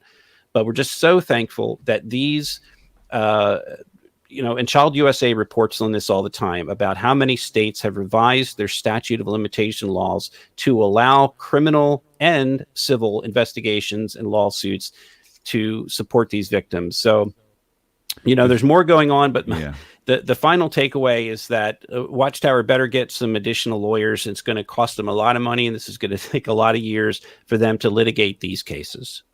Just to make it absolutely clear, because I am a YouTube channel and bound by certain terms of service, the John Seelers channel does not endorse any kind of criminal behavior. However, I'm going to be making lots of videos about covering up child sex abuse. I won't be making any videos at all about people who take any sort of material that serves to expose child sex abuse. I think that's all I really need to say.